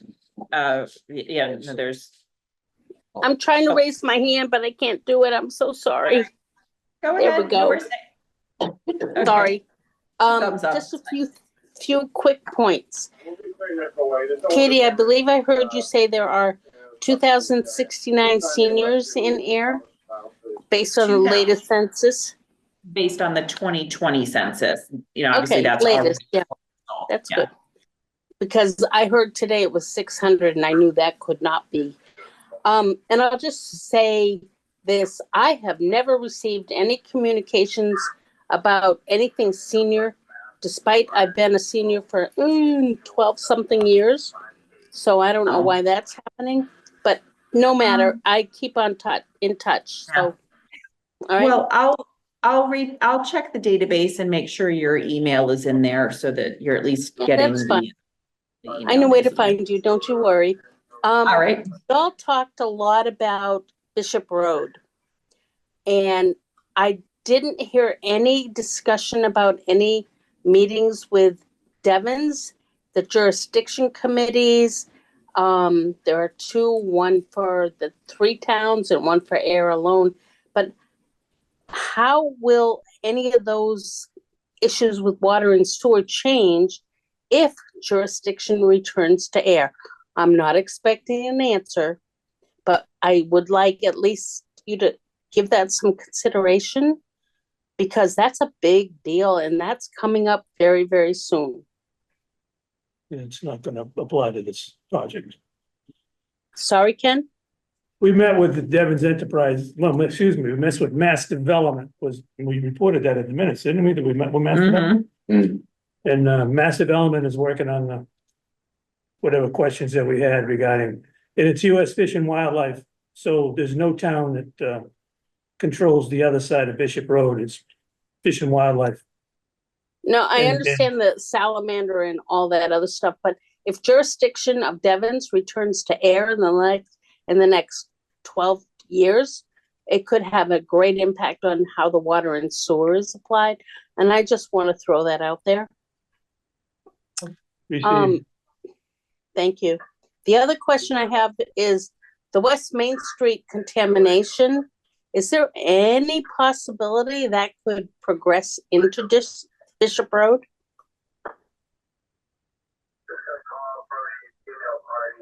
He looks at me, yeah, I mean, you'd have to test at Bishop Road, it's pretty distant, and when we did review the 217 West Main. The TCE was making its way toward the McPherson well, Right. that Devon owns, but that's as far, I don't think it had reached there yet, but there was even a distant satellite well, they called it, which was heading that direction. So I don't think you'd see it over at Bishop, but. It might be a good idea to back check it. I know 2017 is what, 7, 8 years ago. And what do they call PACE? And Lori Nearing and her group follow it all the time. So I'll ask her what she knows about that. You mentioned Burnham Road property tonight. I believe at least Ken may know, but others may not. I believe it's been sold because there's a plan to redevelop it. And I don't know how that even impacts what happens. It won't impact anything.